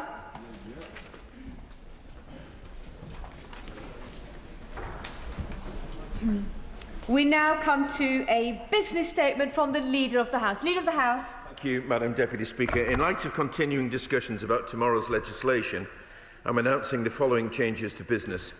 The business tomorrow, Wednesday the 14th of January, will now be a general debate on Ukraine. The remaining stages of the Public Office Accountability Bill will now take place on Monday the 19th of January. The business on Thursday the 15th of January will remain unchanged. There will be a general debate on new towns, followed by a general debate on financial support for small businesses and individuals during the COVID-19 pandemic. The subject for these debates were determined by the Backbench Business Committee, and I will announce further business in the usual way on Thursday. Shadow Leader of the House, Jessie Norman. Thank you, Madam Deputy Speaker. I thank the Leader very much for advance notice of his statement and for the statement that he's made. But I think it should be noted by the House that this, and I'm sure he would agree, is a bit of a mess. This is a bill that was in committee in December. The amendments should have been filed by the government on Wednesday of last week. In fact, they came on Friday, too late for colleagues to be able to address them. Now we've had a sudden rethink, rejig, emergency movement of business into tomorrow, and we know not what is going to happen to the legislation that was and the ping pong that was currently planned for next Monday. Instead, we have the new session on this present bill. Can I ask the leader if he will explain a little bit about why this has happened, what's gone wrong here, and also explain what is going to happen to the motion and the measures that were being debated on Monday, as per the previous schedule, and finally, can he give this House an assurance that when these matters are brought in front of the House next Monday, the Minister will give a full explanation both as to the ministerial snafu and also as to the substantive issues that have caused it in the first place. Thank you, Madam Deputy Speaker, and I appreciate the Shadow Leader of the House's comments, not least because we spoke earlier at the earliest opportunity. He will be aware, and the House will be aware, of the importance and the sensitivity of this bill. Now, I recognise that it's not ideal for members when we have to change business at short notice, and last Friday the government did table a series of amendments to further strengthen the provisions in the bill. But we do continue to listen to stakeholders on all sides of the debate to ensure that our amendments strike the careful balance that is required and, when necessary, make changes. For that reason, I decided that we would move the bill from tomorrow until next Monday. I'm not going to provide a running commentary on what those changes might be, but my honourable friend, the Minister, is sitting next to me and has heard what the honourable gentleman has said. We will be tabling amendments, new amendments tomorrow. The government will continue to keep all members updated about this, and then on Monday we will have a full opportunity to debate these important matters. Kim Johnson. Thank you, Madam Deputy Speaker, and I welcome the statement from the Leader of the House. However, I am a bit concerned that the debate today has been pulled and amendments will be here today. I think watering down the duty of candour, especially for intelligence agencies like MI5 and MI6, is completely unacceptable. The duty of candour is being included in this bill was meant to ensure accountability, to prevent cover-up and to give victims and their families the answers they are entitled to. If this law isn't watertight, if it does not apply to everyone, then it does not deserve to be called the Hillsborough Law. So why is the government pandering to the requests of the security services at the expense of families and the public trust? Thank you, Madam Deputy Speaker. And the short answer to the last point that my honourable friend made is we're not. She has been a very strong advocate on these matters and a great support for families, and that we do understand the significance of this bill, particularly in the region that she represents, but also wider still. The government is absolutely committed to the duty of candour, and I know that there have been questions about the application of the duty to, for example, the intelligence services. We've been very clear that the duty will apply to the intelligence services, but there is a careful balance that we have to achieve. It's not about the principles of the duty of candour being applied, but how the legislation will apply in practice and having the right national security safeguards in place. This isn't about can we get there in the quickest possible time. No. It is about making sure that we get to the right place and that we do it in the right way. Liberal Democrat spokesperson Bobby Dean. Thank you, Madam Deputy Speaker. I thank the Leader for his statement. The whole House wants to get this bill right. And if a delay is what's required, then I think the House will support that. And I'm glad the government's had humility to withdraw it, even at this late stage, in order to get it right. But it does seem extraordinary that the bill will be withdrawn at this very, very late stage. And it does raise serious concerns about what kind of ongoing engagement there was with key stakeholders up until this moment. So can the Leader assure us that what needs to be worked out can be done so meaningfully in less than a week? And can they commit that the government will deliver the Hillsborough Bill, as previously promised, and not just a Hillsborough Bill in name only? Leader of the House. Madam Deputy Speaker, and I do appreciate the way in which the honourable gentleman has approached this and the understanding here. But in thanking him for that understanding, there has been extensive debate on these matters, and I'm really grateful to everyone who's actually taken part in that. And that is an ongoing situation, but it is important that we do, as I said before, get it right. It will be a meaningful bill that we set out to achieve, but the fact that we're not going to be, it's not in the interest of the bill to try and resolve the next stage of this by tomorrow is precisely the reason why I've decided to move it until the beginning of next week to give that bit extra time. Thank you very much, Madam Deputy Speaker. I'm sure my right honourable friend shares my concerns that families, including my constituents who have been repeatedly failed by the state, had arranged time off work, booked travel and expensive accommodation to make the journey to London, only to be told that there will be now no debate tomorrow. It is of course welcome that the government are listening, but please can he use his good offices to ensure that before we reach such critical points in legislation, the government listens sooner to MPs, their constituents and campaigners to avoid such upheaval. Thank you, Madam Deputy Speaker, and I give my honourable friend the assurance that these are not decisions that we have taken lightly. And of course we try, which is why it's come even at this relatively late stage, which is why we try to ensure that any issues are resolved before they come before this House. I'm sorry that my honourable friends' constituents have already made travel arrangements. I hope that they can be altered in a suitable way. I do understand that the meeting with the Prime Minister that they requested will continue to take place tomorrow, but I'm sure they will take an interest in the debate on Monday when we get to that. Thank you, Madam Deputy Speaker.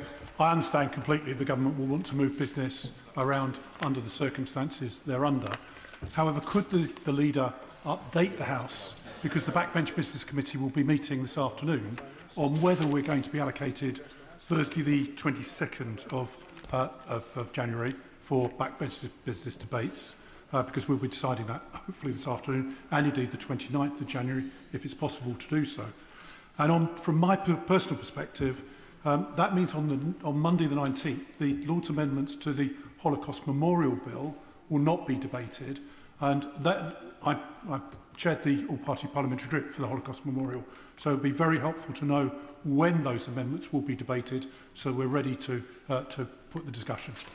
Thank you, Madam Deputy Speaker. I'm not in a position to confirm with the honourable gentleman the 22nd or indeed the 29th, but if I put it a slightly different way, and that also answers his second point about other legislation that was due to be debated on Monday. My aim is to create the minimal amount of disruption, and therefore, while Monday may have shifted and may have changed, it's not my intention to make major changes to what I had already announced about next week. I'm not in a position, as he expects, I'm sure, to say anything about the 29th, but for his committee meeting today, I wouldn't change any plans about their expectations for the 22nd. Maya. Madam Deputy Speaker, this is an important and historic bill which is about delivering justice for the families affected, and so I think it's perfectly reasonable to ensure we take the time to make sure it is right, and I commend the Minister who is in her place for her tenacity in taking the bill forward. I have a set of amendments to the bill which would extend the scope of the offence of misleading the public to apply to members of this place. Can the Leader confirm that because of moving the bill to Monday, there is now time until Friday for members to add their names to those amendments should they so wish? Thank you very much, Madam Deputy Speaker. I can't confirm that not only will the government be tabling amendments tomorrow, but actually there is time for members to table their amendments as well, and therefore I wouldn't discourage members from putting down any amendments that they'd already planned to make. Morrison. Deputy Speaker, I appreciate the difficulties around timetabling, but this is no ordinary bill. So important is it to the government that the Prime Minister himself presented the bill at second reading, and given that, does the Leader not believe that the House was entitled for something more than the chaos we appear to be seeing over the way that this process is being handled? Speaker, I agree absolutely with the honourable gentleman as far as he says this is no ordinary bill, which is why we are taking this important step today to make sure that it has a proper time and there is continued engagement. As for the Prime Minister, he does care deeply about these matters, and he did, as the honourable gentleman confirmed, take part in the earlier deliberations on these matters. But it is his firm view too that it is absolutely important that we get this right, which is why we are making the decision that the best time for the next stage is Monday, rather than risk rushing it, given what else has other discussions would have been had since, rather than risking rushing it tomorrow. Lizzie Collins. Thank you, Madam Deputy Speaker. I have a particular interest in the accountability of public services due to the shocking treatment of some of my constituents by NHS trusts. And I was very pleased to sit on the Bill Committee, which was on the whole very collegiate and very comprehensive. So I welcome the statement from the Leader of the House that we will be getting this bill right. But can he assure me that there will be minimal impact on the implementation of this bill, notwithstanding, of course, it has to go to the other place? Yes, Madam Deputy Speaker, I'm happy to do that. I do accept that, thankfully, there has been a collegiate approach on these matters, and I hope that that can continue, even if the debates will be on a different day. But I can confirm that there is no great plan to change other than the date at which we take this, instead of tomorrow taking it on Monday.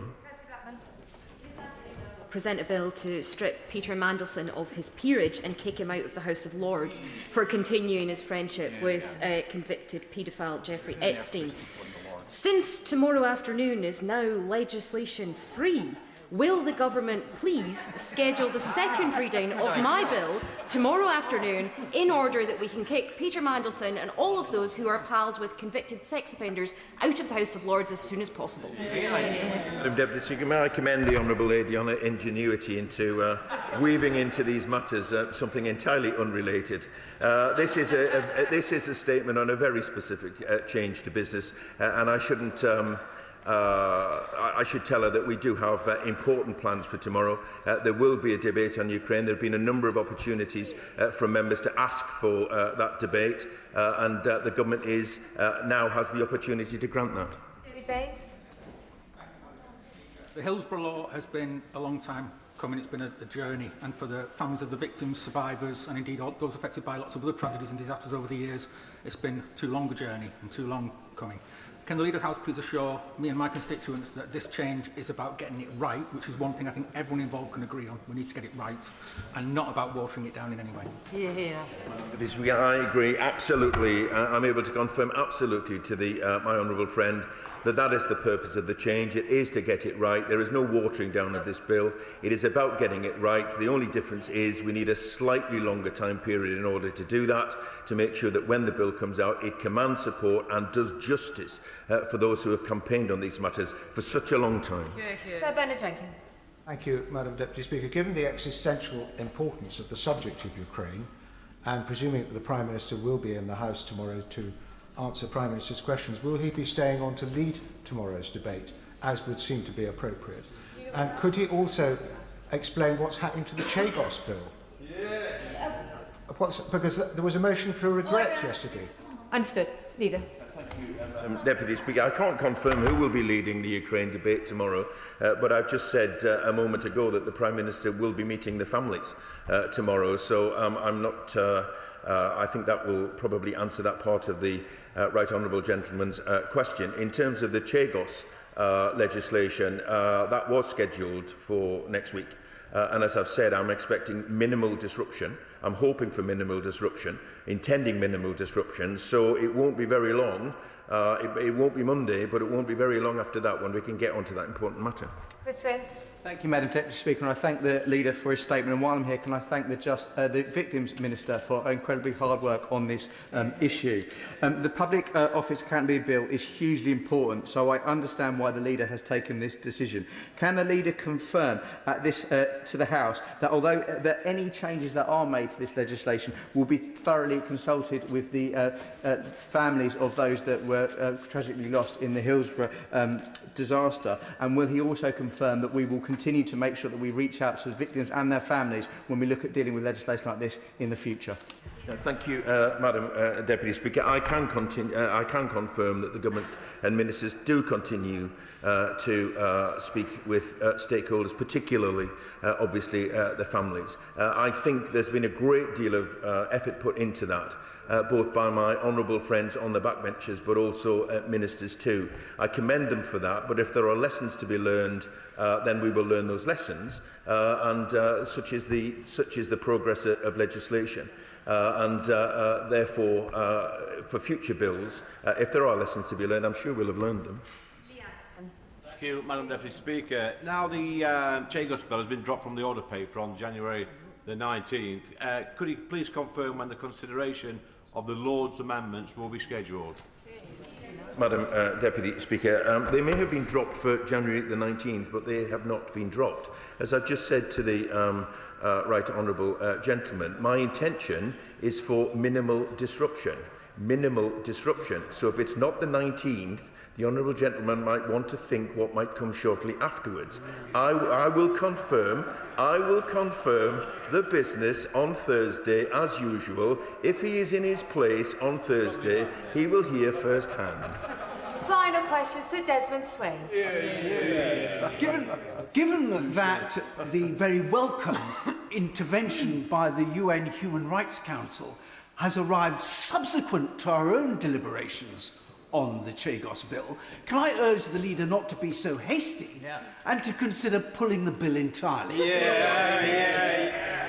Thank you, Madam Deputy Speaker. The Government is not going to be tempted down that track, Madam Deputy Speaker, but I'm sure he will, when the bill comes before the House again, which will be soon, then I'm sure he will want to, if he can, catch your eye and make the points that he has just started there. Thank you. The end of the business statements. I'll give the front benches a few moments to shuffle over as we prepare for our second statement.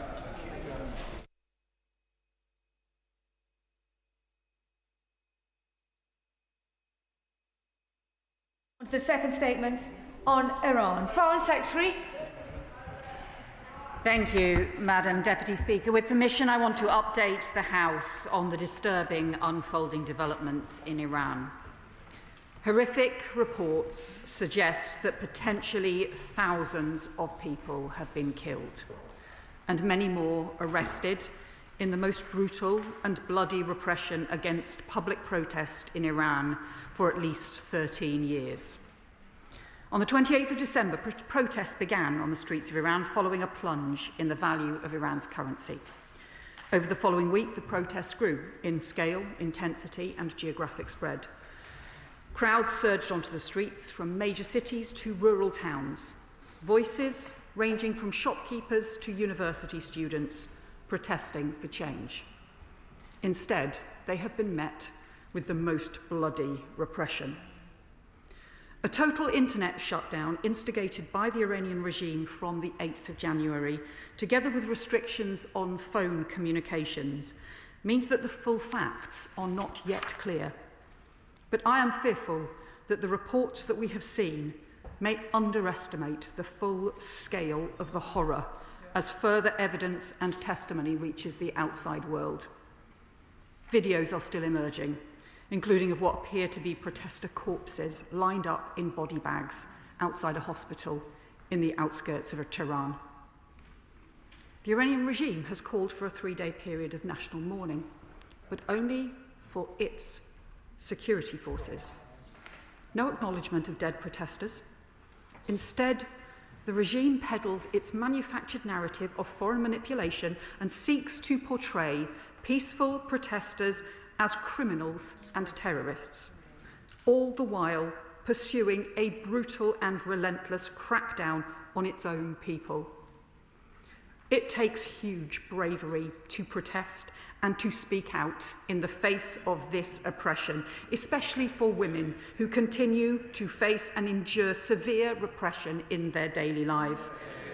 So, Madam Deputy Speaker, the United Kingdom condemns in the strongest of terms the horrendous and brutal killing of Iranian protesters, and we demand that the Iranian authorities respect the fundamental rights and freedoms of their citizens. On Friday, the Prime Minister joined with the German Chancellor and the French President in condemnation of this violence and to call for an end to the violence. It is a message that I have also delivered directly to the Iranian Foreign Minister Gerretti yesterday, setting out the UK's total abhorrence at the killings, the violence and the repression that we are seeing, urging them to immediately end the violence and change course. And today, as the further reports have come through, the Minister for the Middle East, at my instruction, has summoned the Iranian ambassador to underline the gravity of this moment and to call Iran to answer for the horrific reports that we are hearing. But this latest conduct by the Iranian regime is no aberration. It is no outlier. Rather, it is all too in keeping with the fundamental nature and track record of this regime. Consistent with its previous conduct towards its own people, as we saw during the lethal repression of protesters led by Iranian women, following the death in custody of Mahsa Amini at the hands of Iran's so-called morality police. Or consistent with its destabilising actions towards its neighbours in the region, as we have seen in its backing of terrorist and extremist proxies of Hezbollah, of Hamas, of the Houthis, and militia groups in Iraq and Syria, and from Iran's barrage of missile attacks on Israel. And consistent too with Iran's malign global impact, whether it be in terms of weapons support for Russia against Ukraine or its nuclear programme. And consistent too with Iran's state threats activities on UK soil, posing danger to dissidents, journalists and the Jewish community here in the UK, with more than 20 potentially lethal Iran-backed plots over the last year alone, as tracked through the vital work of the UK's security agencies. So let me set out the action that the government is taking in coordination with allies in response to this consistent threat that the Iranian regime poses to the stability, security and freedom and to the UK national interest. First, on domestic security threats, we will not tolerate any Iran-backed threats on UK soil. In May, 3 Iranian nationals were charged with offences linked to the Iranian regime under the National Security Act in 2023, and I want to thank the police, security and intelligence services for their tireless work to keep us safe. Last year, we placed Iran on the enhanced tier of the Foreign Influence Registration Scheme to detect, deter and disrupt malign and undeclared efforts to undermine our democracy. We sanctioned the criminal Foxtrot network for the violent threats it posed against Jewish and Israeli targets in Europe on behalf of the Iranian regime. And we have geared up the UK's security infrastructure to better tackle hybrid threats. As Home Secretary, I commissioned the review by the independent reviewer of terrorism legislation, Jonathan Hall, KC, into what more needed to be done so that we could apply counter-terrorism style powers, including on prescription, to state-backed threats as well. And we announced last year that the government will take forward the recommendations so we can deal with all the UK-based threats that we face. Second, support for British citizens. Madam Deputy Speaker, the first duty of any government is the safety and security of our citizens, and my department is working tirelessly to ensure the safety of British nationals in Iran. I spoke yesterday with the UK's ambassador in Tehran about the vital work that he and the team are doing on the ground, and the FCDO is in contact with the relevant Iranian authorities regarding detained British nationals, and their welfare in Iran remains a priority. We are, of course, deeply concerned that Craig and Lindsay Foreman have been charged with espionage in Iran, and just yesterday, Minister Faulkner met with members of the Foreman family, and we continue to raise this case directly with the Iranian authorities. Third, the coordinated economic and diplomatic pressure on this regime. This government and our predecessors have continually raised human rights violations in Iran through the UN and international forums, including most recently, this autumn, resolutions calling for an end to the regime's reprisals against women, against journalists, and against human rights campaigners. But then in October, alongside our E3 partners, France and Germany, the UK triggered the snapback process, which saw the reinstatement of 6 previously terminated UN sanctions resolutions on Iran. We did so because of the repeated failure by the Iranian regime to comply with its nuclear commitments.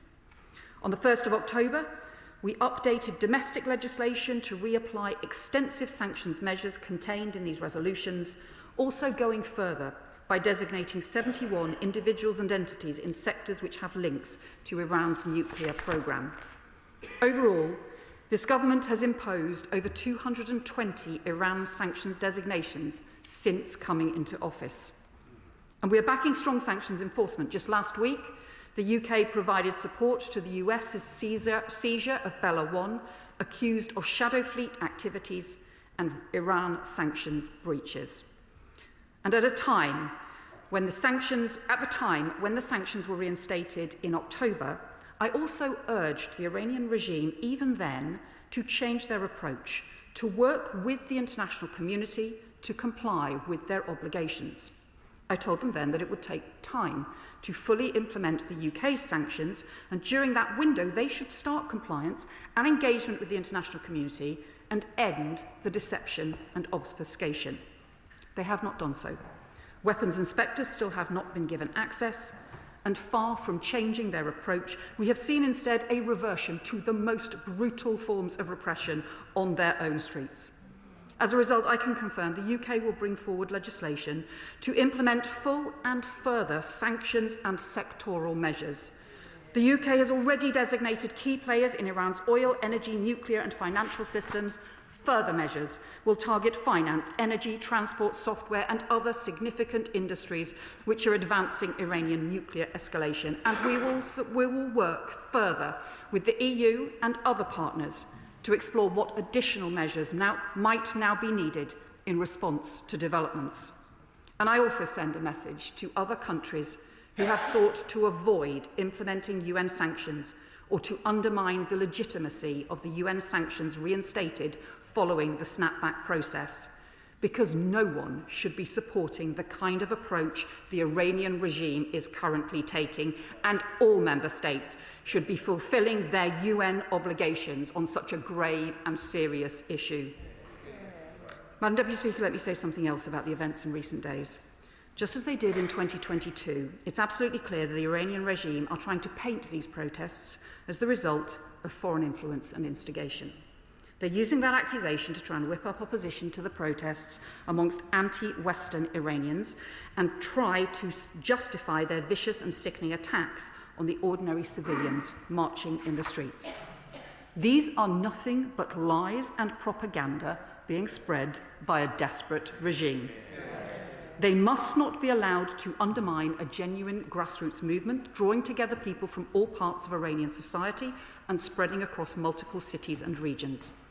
And that is why we and other governments across the world are determined not to play into the hands of the regime or to allow our words or actions to be twisted to support their lies and propaganda. And with a functioning embassy on the ground in Tehran and British nationals being held in Iranian jails, we recognise that responsibility, as previous governments have always done. In the last 18 months, we have taken stronger action to tackle Iranian threats at home and abroad than any recent government, and we have done so with broad cross-party support. That must continue.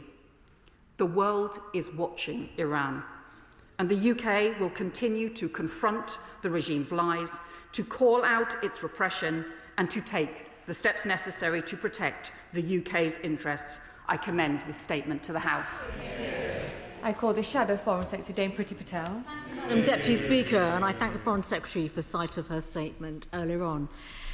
Every day for the last 2 weeks across Iran, we have seen brave and courageous men, women and children standing in defiance of a cruel and barbaric despotic regime which has suppressed lives and freedom for over 5 decades. People are being arrested, attacked and murdered in the streets.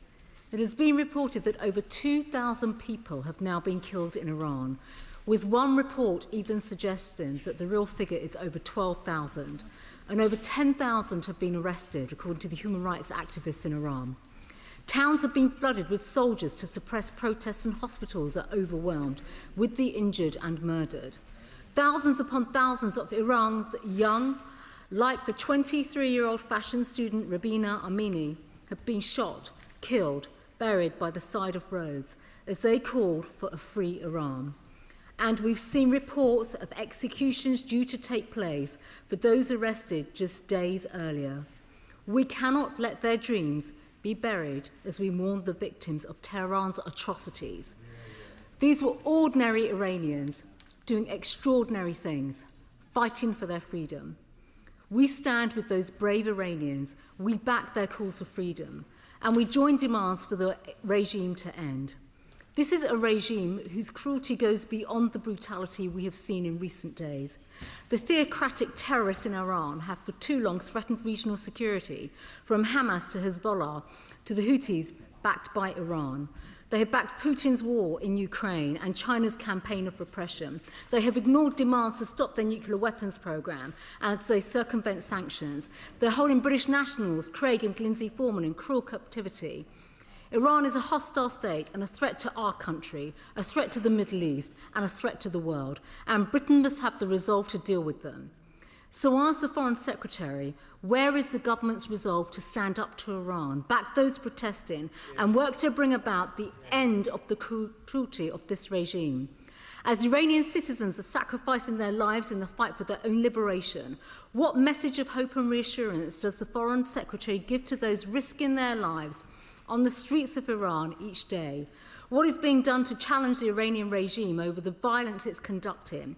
What is her assessment of the numbers killed and injured? It is right that the Iranian ambassador has finally been summoned, but why has this only happened today? Well, the Foreign Secretary says she's spoken on the phone to her counterpart. What was his response? And did she raise with him the Foreman case? And what was his response? The Iranian regime now claims to have the protests under total control. What assessment has the government made of this claim?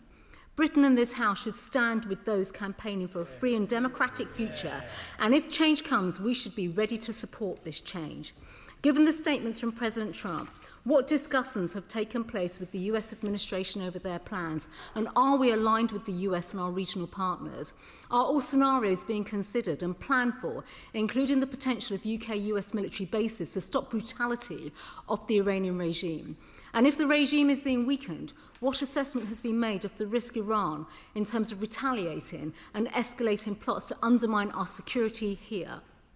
Madam Deputy Speaker, last year the US and Israel took direct action to protect Western and regional interests from Iran's nuclear threats. The then government refused to give a view at the time on those actions. They sat on the fence in a feeble attempt not to upset its backbench MPs. As people fight dying for their rights and for democracy, this is no time for weakness, and Britain should be robust in cutting off the Iranian regime and removing the funds they rely on. So will the Foreign Secretary state what further direct sanctions, and I know she's touched on some of this, will be placed specifically on the regime, and its key henchmen in particular? Will she confirm that no one from that regime will ever step foot in our country and threaten the security of Britain should they try to flee Iran? Why has it taken so long to implement the reintroduction of sanctions under snapback? And on the IRGC, in opposition, Labour said they would prescribe the IRGC, but they have not done so in government. It is incumbent upon them to share their reasons for not doing so with the House.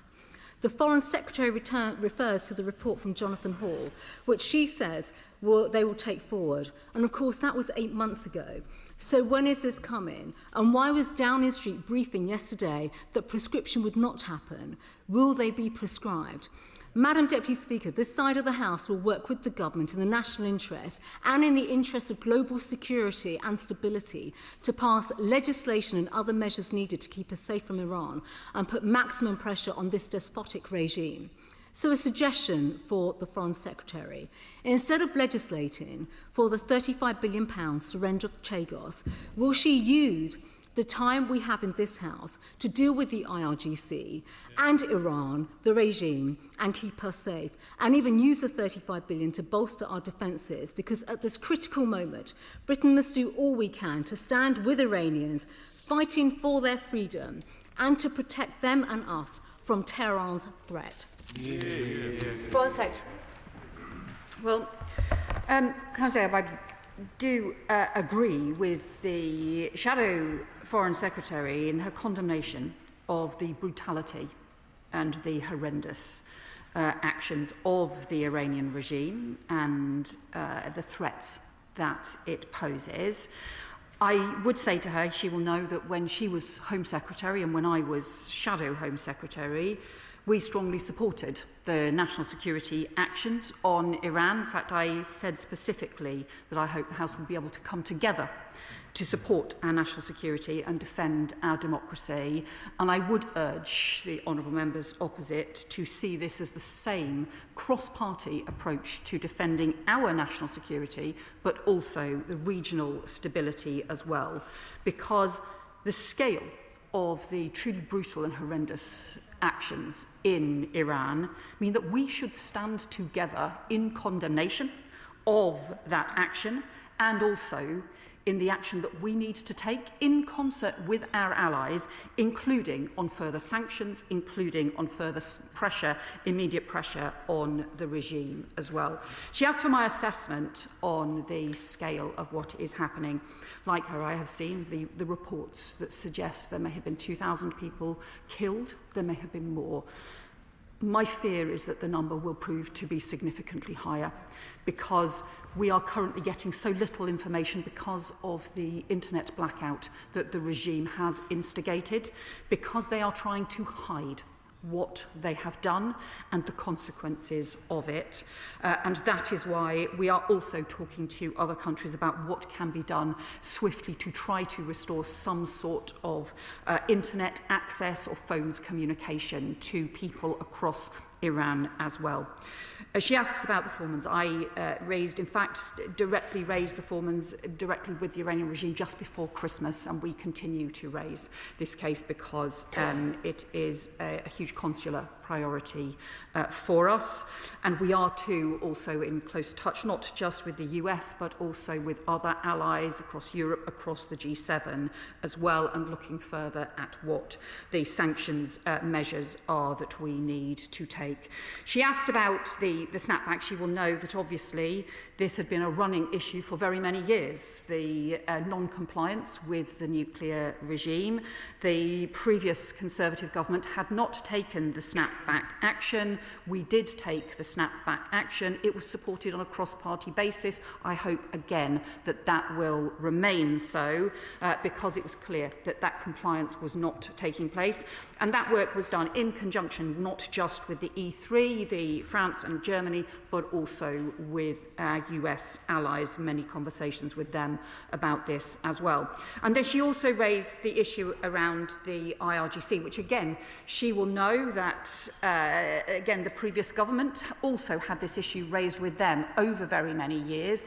And I have raised particularly this issue about the legislation and the need to reform the legislation. And that is exactly why I commissioned the Jonathan Hall review, because I was concerned that legislation designed for terrorism threats was not applicable in the same way to state-backed threats, and we need to ensure that we can deal with the hybrid and state-backed threats that the country now faces.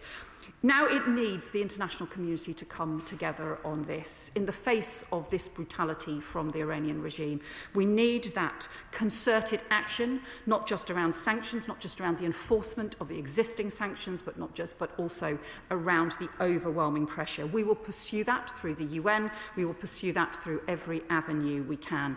The world is watching Iran. The world needs to be watching, and the world needs to stand together against the brutality that we have seen. Thornbury. Thank you very much, Madam Deputy Speaker. I think the question now is, what is Donald Trump going to do next? And there must be many people in the Foreign Office trying to second-guess what he may do. And the question is will we give support to Donald Trump if he decides to take action against the Iranian regime in what he would say would be in defence of the Iranian people? Or will we take the same position that we did in the summer, which was to give assistance when it came to defending American bases or Israel when the Iranians, or if the Iranians retaliate? So She will obviously understand it is the US response will be a matter for the US government and the US administration as well, and it wouldn't be right for me to speculate on what, how and the way in which that they will respond. What I can do is set out the UK's approach around increasing the economic and diplomatic pressure on Iran, but also in calling on countries to come together to do so, because whilst a lot of countries have talked about sanctions, in practice we have not seen them enforced, and we need that concerted action together in the face of this brutality. Liberal Democrat spokesperson Callum Miller. Thank you, Madam Deputy Speaker, and to the Foreign Secretary for advance sight of her statement. Like members across the House, I feel humbled by the courage shown by so many Iranians to stand up to the tyrants in Tehran. Bravery they also showed after the death of Mahsa Amini in 2022 at the hands of the religious morality police, a crime that showed the regime's particular violence towards women. It is abundantly clear that the regime in Tehran is utterly illegitimate in the eyes of the Iranian people. And it is deeply shocking to learn that thousands of protesters have now been killed by regime forces and that further executions have already been scheduled. Madam Deputy Speaker, at this critical moment, we must take all the action available to us to support these brave protesters. We must also make sure that those in the UK who campaign for freedom and democracy in Iran and members of the British Jewish community are safe here. I welcome the new sanctions that the government has committed to today. So in light of the grotesque efforts to brutalise these protesters, will the government now personally sanction Iran's senior leadership, including Supreme Leader Khamenei? I hear the Foreign Secretary's commitment to new legislation. When it is in place, will she now commit to prescribing the IRGC, an organisation committed to suppressing dissent at home and exporting intimidation to our shores? Madam Deputy Speaker, Iran's decision makers must be held to account for their attacks on peaceful protesters, and the UK must take a lead to ensure justice is delivered. So will the Secretary of State call on the UN Security Council to open an international criminal court investigation into crimes against humanity committed by the Iranian government against its people? And will the government commit to using the UK's satellite capabilities to record evidence of human rights abuses which could be used to support such an ICC investigation? Madam Deputy Speaker, the Foreign Secretary is right to avoid giving the regime any excuse falsely to claim foreign influence. Yet we know Donald Trump has proposed direct US military intervention. Does the government consider this would be merited, politically and legally? And would it reduce or increase the risk to the brave protesters? As evidence of the violence being perpetrated by the regime continues to reach international media, the safety of British nationals in Iran must remain a priority. And so I welcome the Foreign Secretary's assurance that plans are in place to support British citizens in Iran, and I thank our ambassador and his staff for all their work. Can I welcome the honourable member's support for the ambassador and his staff who work in obviously very difficult conditions, but can I also particularly welcome his support for the bravery of those who have protested and who now, we fear, have lost their lives as a result of their courage in the face of such a brutal regime. He asks about the processes of the future. We will we will take forward the legislation around sanctions, and I have set out measures in the statement that we will go forward on, but also to look further in conjunction with the EU at what further measures we can take. He will understand that there are processes that we need to go through, both around sanctions. He will also understand that the prescription process is always one for the Home Office as well, but I do very strongly want to see them ensure that we have a legislation in place that ensures we can deal with the different kinds of threats we face, because it's no longer just about terrorism threats. Very often we face now hybrid threats and state-backed threats on UK soil as well. We are looking further at the satellite issues as well, as I have said, and we will continue to work closely with countries across the world, and we do urge the international community to come together in condemnation and action. West. Thank you very much, Madam Deputy Speaker. People in Hornsey and Fry and Barnet have written to me in absolute desperation. What discussions has the Foreign Secretary had with partners to coordinate efforts to promote human rights, even in these desperate times, including the treatment of prisoners, many detained so brutally since last month? Well, we have been having many discussions with our partners. On Friday, the Prime Minister put out a statement in conjunction with the France and Germany as part of the E3, because it was as part of that E3 that we took the action in the autumn on the snapback and the introduction of new sanctions on Iran. We also, in the autumn, had pursued action through the UN and resolutions around human rights, and particularly condemning the repression of women as well as journalists too. We will continue to do that, and it is the top issue that we are discussing with our international partners at the moment. Morrison. Deputy Speaker, the technical issues around proscription are well understood, as they were understood by the last government as well. But 8 months ago, Jonathan Hall Casey offered a remedy to get around it, which is his statutory alert and liability threat notice vehicle. When will the government bring that forward? Because it's now urgent. And does she envisage it being used for the IRGC overall, or simply its constituent entities are particularly problematic, such as the Basij militia and the Quds Force? Well, he will understand that I can't preempt the proper prescription processes that take place or the use of future legislation in decisions that need to be taken by the Home Office and by the Home Secretary. But I hope I have conveyed to him that this is something that I feel very strongly about, that we do need as legislation in place because of the nature of the complex and hybrid threats that we face. Florence Ishinami. Thank you, Madam Deputy Speaker. And I thank the Foreign Secretary for her statement this afternoon.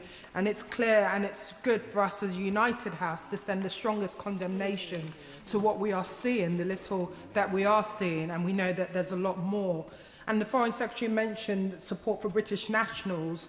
Across my constituency of Vauxhall and Campbell Green, many constituents have contacted me, including one constituent who mentioned, in our household, my partner is Iranian. I've seen a fear in her family, which I understand given their experience. She fears for her family back home. And as her family here in Lambeth, it would mean the world for us if things could be better. So my son could visit his mother's country of birth without abduction.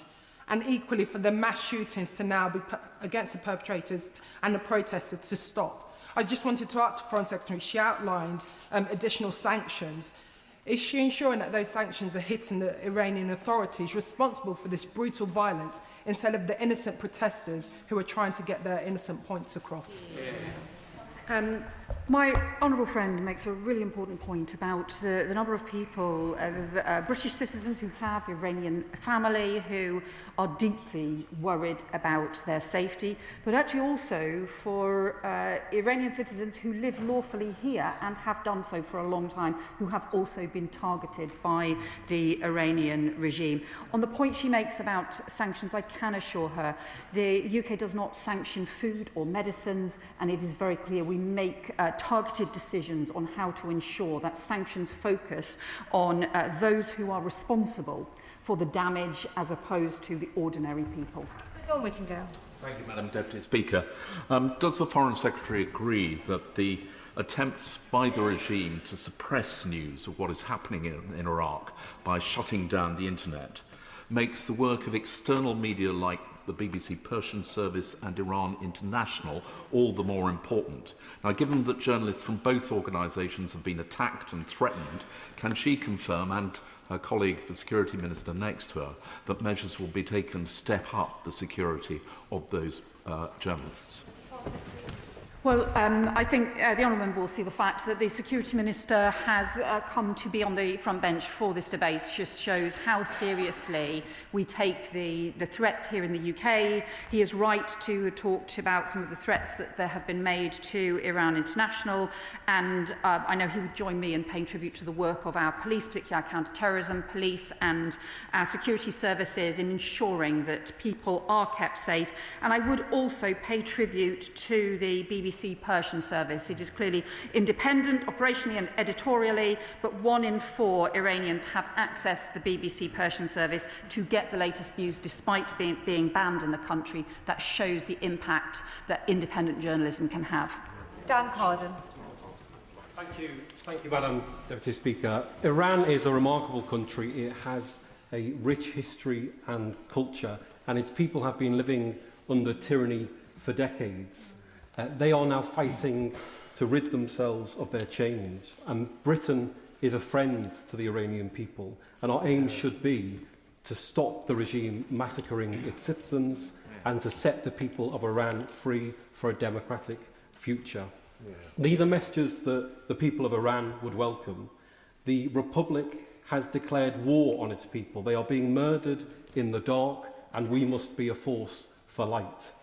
Given the internet blackout, what is the Foreign Secretary doing to ensure that the people of Iran can hear her message and this country's message of friendship and support? And some Iranians are talking about the return of Reza Pahlavi. What conversations has the government had with him? Thank you.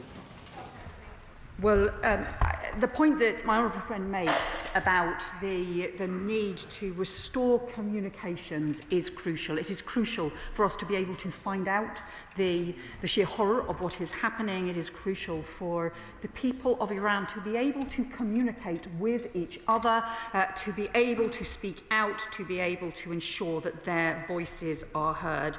Obviously, the future of Iran is for the Iranian people, but at the moment, the regime is not allowing the Iranian people's voices to be heard. And we need to see an Iran that does not repress the rights of women, that does not kill peaceful protesters or aid Russia's aggression or support lethal threats on the streets of Britain. Sir Andrew Mitchell.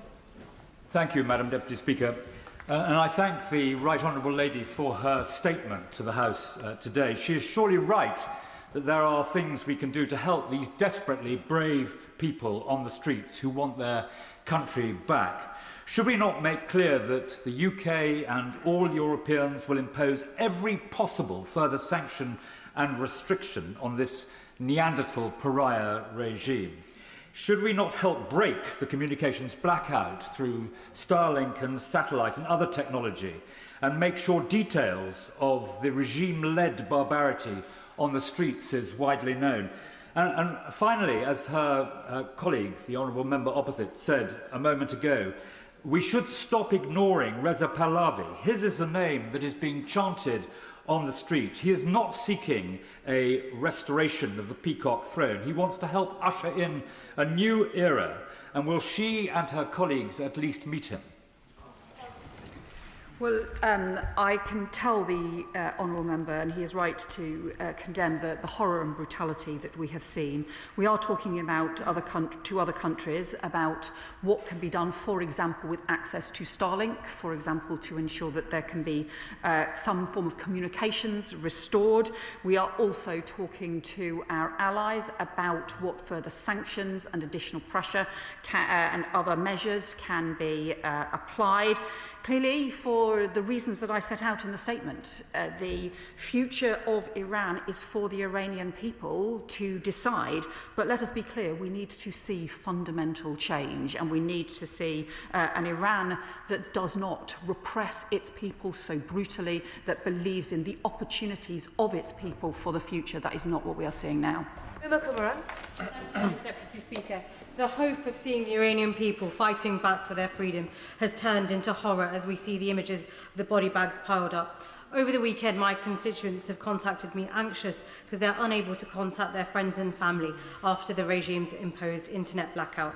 The regime is using this as a weapon to enforce silence so that the world cannot bear witness to the horror and slaughter of their own innocent citizens.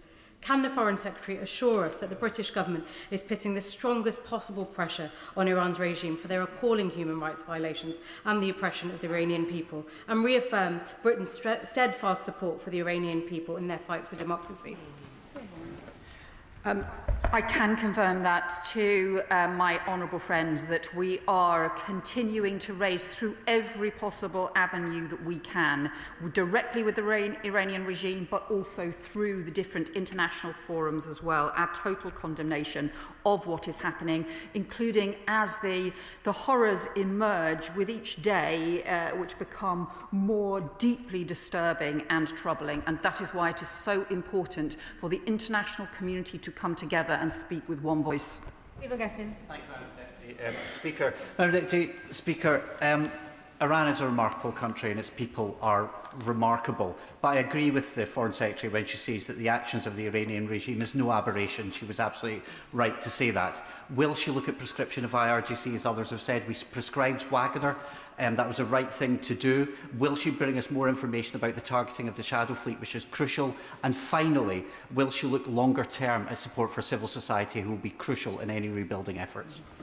Secretary responds, we've got 6 hours of protected business for the finance bill, so this has to move much faster, shorter questions, and this will finish in about 40 minutes. Foreign Secretary.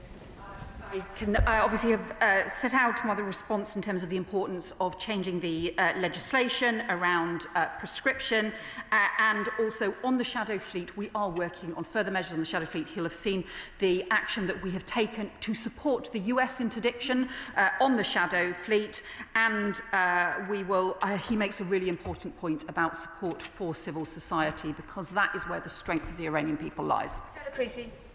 Madam Deputy Speaker, the scenes we've seen in Iran are heartbreaking, terrifying, and I fear just a fraction of what is happening given the media blackout. The Foreign Secretary says that the world must come together, and she's right. I understand her point that it is a matter for the Home Secretary about prescription in this country, but can she confirm, given the measures that are being talked about in the European Parliament, where they've banned representatives of the Iranian government from attending, that she is talking to our European counterpart about coordinating prescription measures? Well, what I can also assure my honourable friend is we are certainly continuing to talk with our close allies, including in Europe, on the action that is needed. And we have also sanctioned the entirety of the IRGC and placed not just the IRGC, but also the whole of the Iranian state on the enhanced tier of FIRS.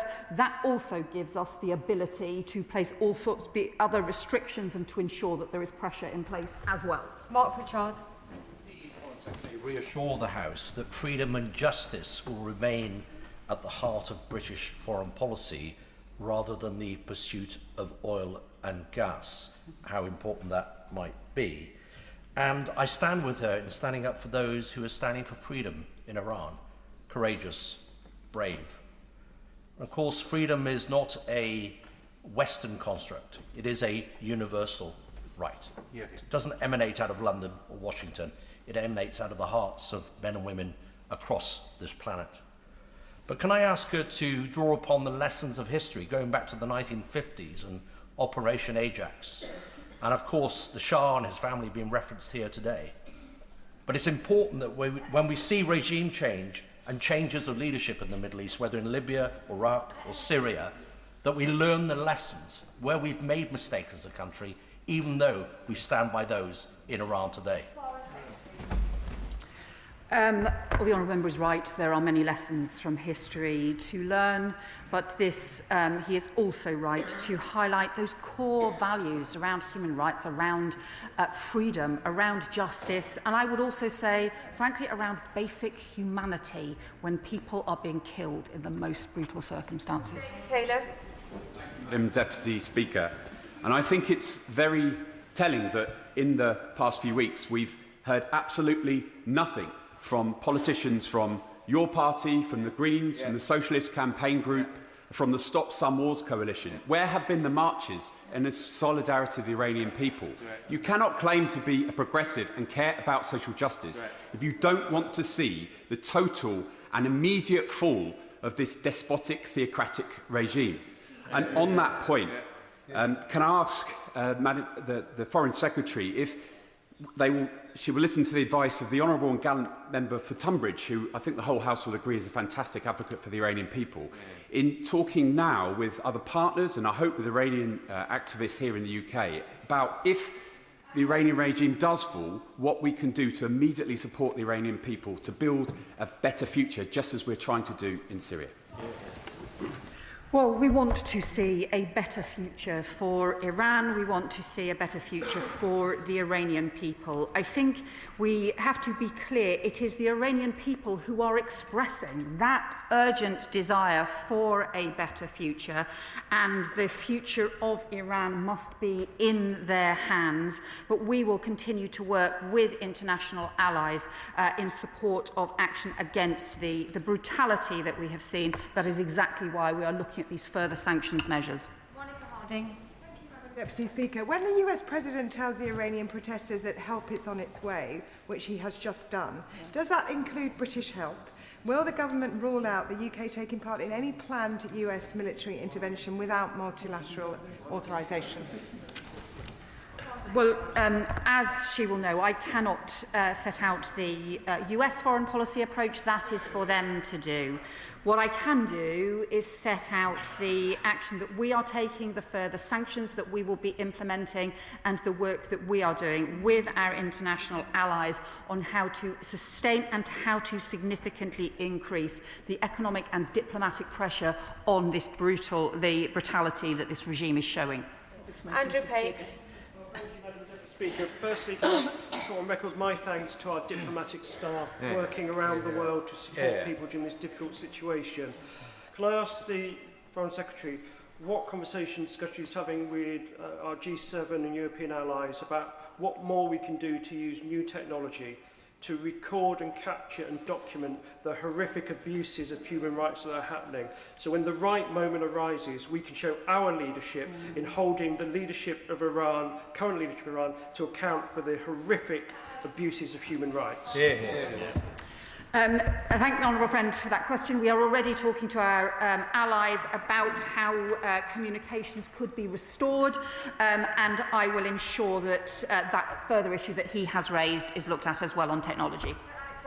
Thank you, Madam Deputy Speaker, and I very much associate myself with many of the things the Foreign Secretary has said. But may I ask her just to move beyond the hopes that people have that the regime changes? Recent NATO Parliamentary Assembly visit to the Gulf highlighted how worried those Gulf countries are about instability, and that it may not be one government that then runs Iran. So may I ask the Foreign Secretary what meetings and conversations are taking place for security of the whole region and those states that feel under threat if this regime is to fall?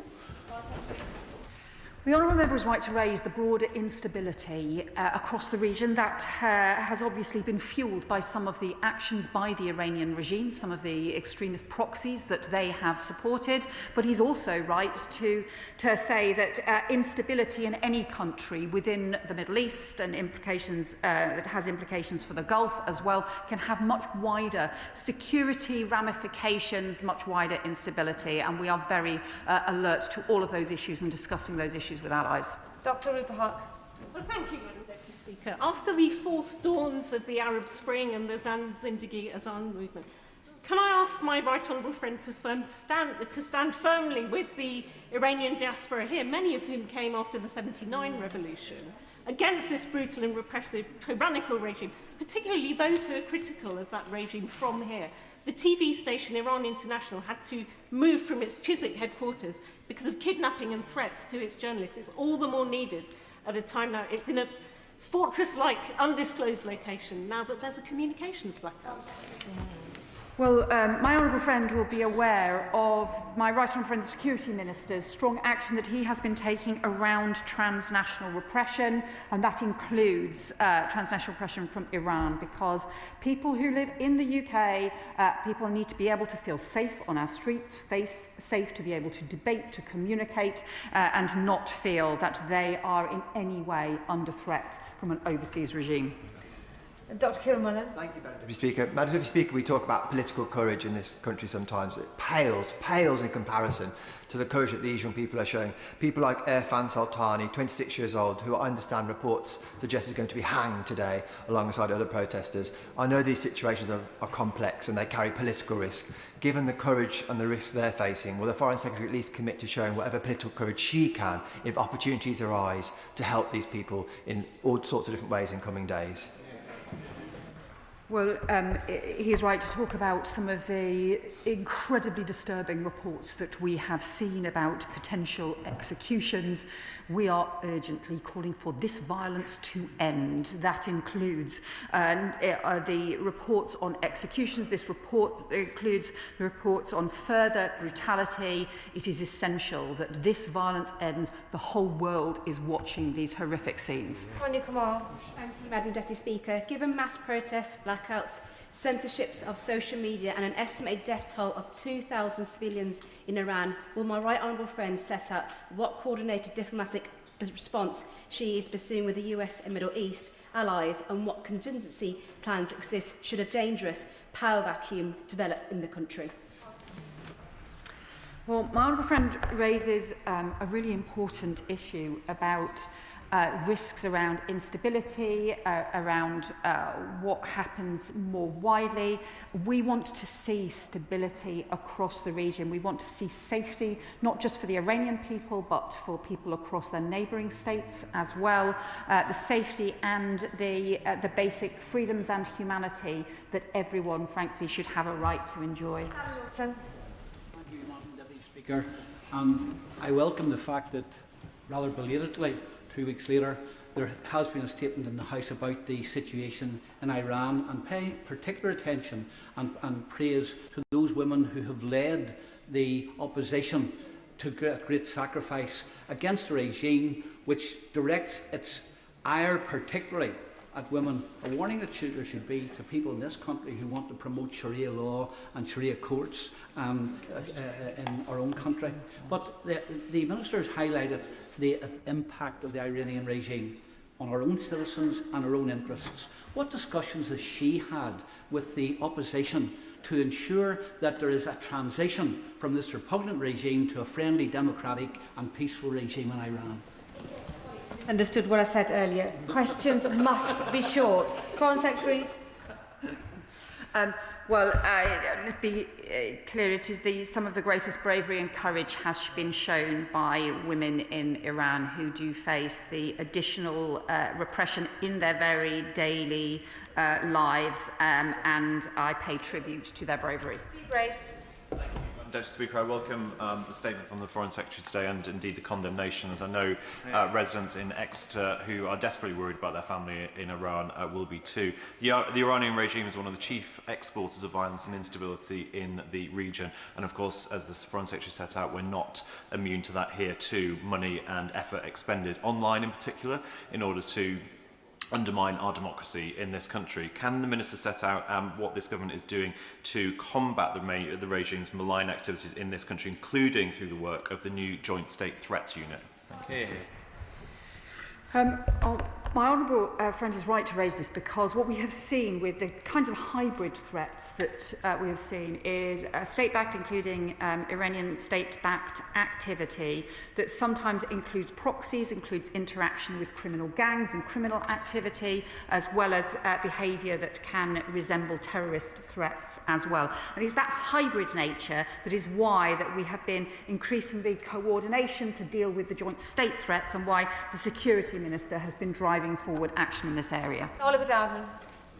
We can all see the brutality of the Iranian regime, but does the Foreign Secretary agree with me it's not just who we're against, but who we're for? And if we look at the signatories to the Abraham Accords, Israel, the UAE and Bahrain in particular, they point an alternative path for peace and stability in the region. So does she agree with me we should be standing foursquare behind them?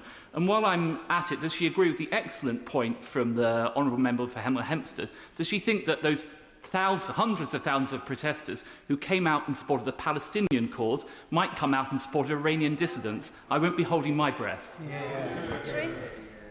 Well, I hope we can see the strong support for the people of Iran and for peace and stability across the region. I think it was significant that we saw so many countries come together around the peace process in Gaza, and we did see an international consensus build around that. It is still fragile, and there is much work still to do. Nevertheless, there has been an international consensus around that. We are stronger when countries work together, including standing firm against brutality and repression. Tulip Sadiq. Thank you, Madam Deputy Speaker. The Foreign Secretary will know that Hampstead and Highgate has a sizable Iranian community who are very worried about their friends and family in Iran. One of the questions my constituents have asked is, what is the FCADO thinking in terms of an official registration service for dual nationals who are currently stuck in Iran? I know the internet blackout makes this very challenging, but I'd still like to know what the Foreign Secretary is thinking in case the situation escalates and they want to come back to Britain. Foreign Secretary.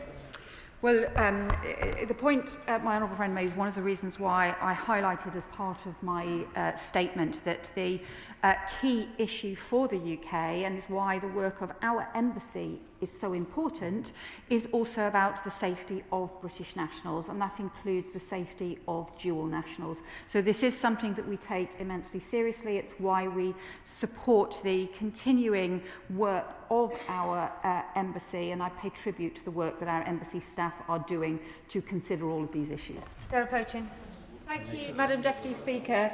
We join the Foreign Secretary in her support of the brave Iranian protesters standing up against this brutal regime. But will she confirm that if the United States does take targeted military action, that she will join us in supporting them in that action? Secretary. Well, I would say it's obviously for the US to set out their approach. I have set out the approach that we are taking here. I welcome the honourable member's condemnation of the brutality that we are seeing, not just in Tehran, but around Iran. I would just say to her that her party's comments on this would have more credibility in this area if they also spoke with the same strength of feeling about Russia's invasion of Ukraine, especially given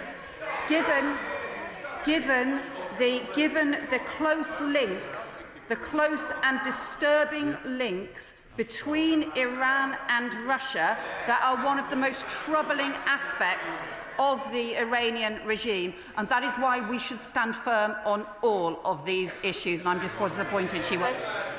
Thank you, Madam Deputy Speaker. And the Reform Party should note that the Iranian regime they've decided to be against very much support their Russian friends with the Shahed drone. They should note that.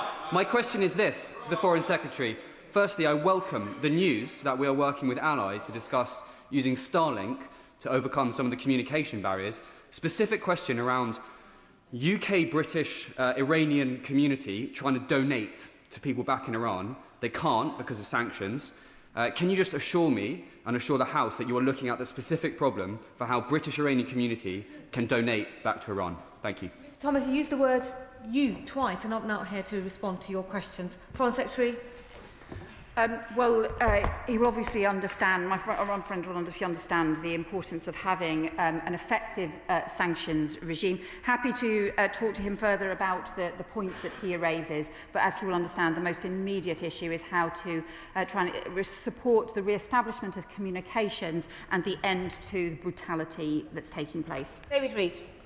Thank you, Madam Deputy Speaker. What assessment has the Foreign Secretary's Department made of the Iranian regime employing foreign militias from countries like Iraq and Lebanon to crush internal dissent in Iran? And if this is happening, what is the international community doing to limit this activity?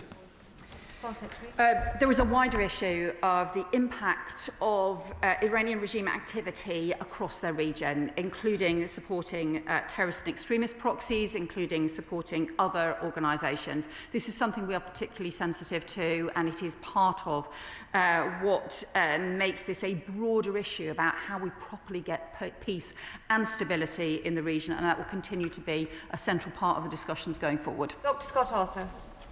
Thank you, Madam Deputy Speaker. When I was in Balerno on Saturday, a constituent very politely reminded me that I had a moral obligation to be optimistic. Not always easy when you're Scottish, I'm afraid, Madam Deputy Speaker. But I do hope that what's happened in Iran does bring the international community together and really take action to deal with this horrible regime and bring it to an end. So I hope the Secretary of State will absolutely commit to that. That these murders are fueled by oil exports, 78 billion in 2024. To what extent can we reduce that in the coming years? I know we've heard about tankers being apprehended. Is there more we can do? Surely that's not just an event.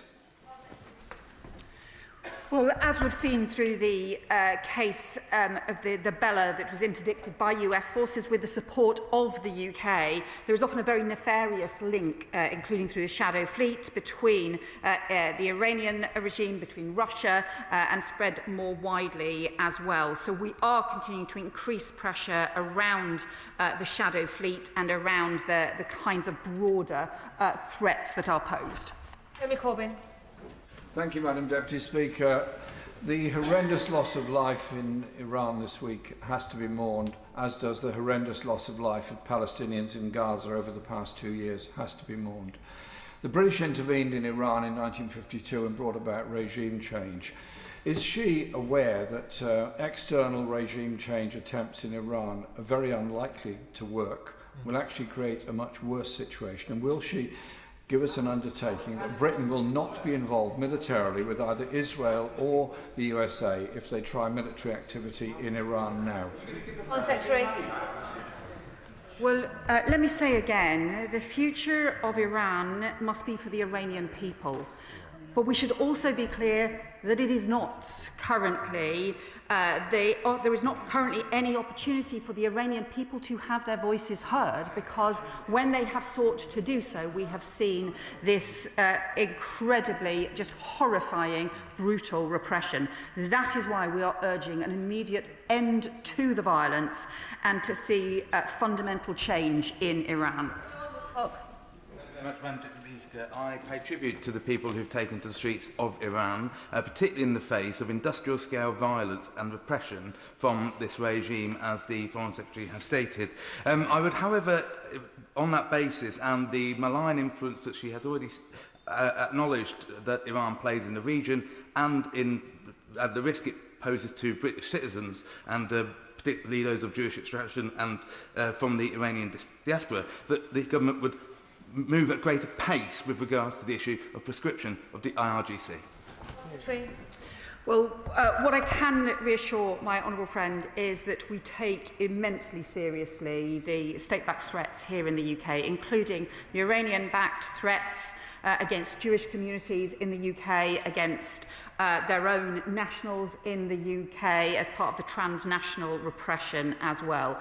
And so we ensure that is not only why, as well as sanctioning the IRGC, as well as putting the IRGC on the enhanced tier of FERS as well, it is also why we have substantially increased the training for police forces across the country on state-backed threats, and this is something that our counter-terrorism police, who do an excellent job, take immensely seriously. Thank you, Madam Deputy Speaker. Right now, peaceful protesters who are unarmed are being gunned down on the streets, not just of Tehran, but every city and every town in Iran. They're being hunted down to hospitals if they're injured, or hunted down to where they live. The difference between 2022 and now is that this is a nationwide protest calling for regime change. And what people desperately want to hear, and I welcome the Foreign Secretary's statement, is not war words, but actual action. We're told repeatedly that the Home Office and the Foreign Office can't agree on prescription of the RGC. Could she therefore go away, speak to the Home Secretary and get this organised now as a demonstration that we're not going to tolerate this, and we'll stand full square behind those brave people of Iran who just want liberty and freedom? Well, I think the honourable member is right to talk about the difference being the way in which that this has spread right across Iran. We've seen small towns in different parts of Iran, as well as obviously the capital city itself. But just in terms of the issues around prescription, there is clear, strong agreement between the Home Office and the Foreign Office about the importance of making sure that we have the right tools to be able to deal with state-backed threats, just as we have for terrorism threats. That's what the Jonathan Hall review was all about. I would gently remind him that a previous government did not address this and did not change the legislation for many years. I know this is something that he has highlighted over many years, but I hope there will be cross-party agreement on the importance of addressing this. Mark Stewart. Deputy Speaker, the people of Iran are courageously fighting against an oppressive regime for their freedom, and we all stand with them. The brutal response from Tehran, though, does highlight the need to take action against the IRGC. Now, I know it's been addressed multiple times during this session, but when does the government plan to bring forward the legislative framework proposed by Jonathan Hall that will give prescription-like powers to the government to deal with the IRGC and their malign influence in the UK? Secretary. Well, I think we should be clear. This is not just about the IRGC. This is about the whole of the Iranian regime. And we've looked at if you look at the brutality and what has been taking place. I have also, I think, set out the importance of us ensuring that we have a broad breadth of powers here in the UK, but also that we use the powers that we have, which is why the IRGC is already sanctioned and which is why their counter-terror police, police and security service already pursue any threat and any malign activity here in the UK. Sarah Dyke. Deputy Speaker, Annette from Wincanton contacted me at the weekend, deeply worried about her extended friends and family living in Iran. She told me that many there feel they have nothing much to lose now as they come out on the streets to protest against the repressive Iranian regime. So at this really volatile moment, what measures is the Secretary of State taking to support ordinary Iranian citizens who are protesting against their government while holding the Iranian regime accountable for their repression and human rights abuses? Foreign Secretary. Well, here in the UK, as I set out in my statement, we have summoned the Iranian ambassador today to account for the horrendous reports that we have seen emerging further this morning that follows the coordinated work that we have been doing with our international allies to make clear the strength of our condemnation of the brutality, but also to pursue further sanctions and further economic pressure on the Iranian regime. Thank you, Madam Deputy Speaker. Will the Foreign Secretary join me in firmly rejecting the instincts of some, including honourable members in this House, who blame the current situation on the United States, the UK, Israel, the West? And would she further agree with me that the blame for the current situation lies squarely with this oppressive regime in Tehran? The responsibility for what we have seen and for potentially thousands of deaths, of killings that we have seen, lies squarely with the Iranian regime. Dr. Ellie Childs.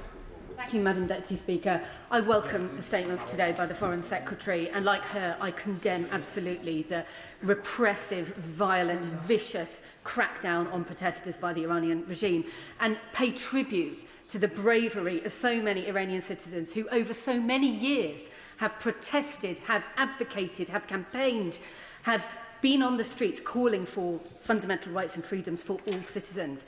I welcome the new sanctions against the regime that she's announced today. She also talked about sending a message to other countries that seek to break those UN sanctions. Can she say, is she considering other concrete measures against such countries who engage in sanctions busting, such as sanctions against them? Well, what I can say is I think the action that we saw with the vessel that was interdicted by the US, that was an example of enforcement around sanctions. It was supported by the UK, but as we saw, that a vessel that had links not just to Iran, but also to Russia as well. She is right that we do need to call on all countries around the world to respect the UN sanctions process, but also to realise this is not a time to be supporting this Iranian regime. Thank you, Madam Deputy Speaker, and I thank my right honourable friend for her strong words today. I, like many members, have been contacted by constituents in Glasgow West very concerned about not being able to contact friends and family who are still in that country. But I would join with the right honourable friend in congratulating or applauding those female activists in Iran who've been relentlessly targeted by this repressive regime. And I do join her in applauding them who have been fighting very bravely for their freedom this week. And when the time comes, and I sincerely hope it does come very quickly, will she ensure that their voices and their actions can be part of building a new democracy in Iran? Well, it is, I think, the 25th anniversary of the Women, Peace and Security resolution at the United Nations, which puts at its heart not just should we stand up for women victims of conflict or women victims of repression and persecution, but women's voices need to be heard as part of any positive peace and reconciliation process. Thank you, Madam Deputy Speaker. Not only is this despotic Iranian regime gunning down protesters in the streets, it continues to support terrorist proxies such as Hamas and Hezbollah. It provides drones to the Russian military in Ukraine and remains a very real threat to this country. So while I welcome the statement today, can the Foreign Secretary assure the House that the police and the security services have all the tools they need to keep Britain safe from Iran and its proxies? Foreign Secretary. Well, I can assure him that the police security services have our full backing in all of the work they do to keep us safe from state-backed threats, including from Iranian-backed threats on our soil. I think we also need to always look at how we need to keep up with rapidly changing hybrid threats to make sure that we can keep our country safe. Lawrence Turner.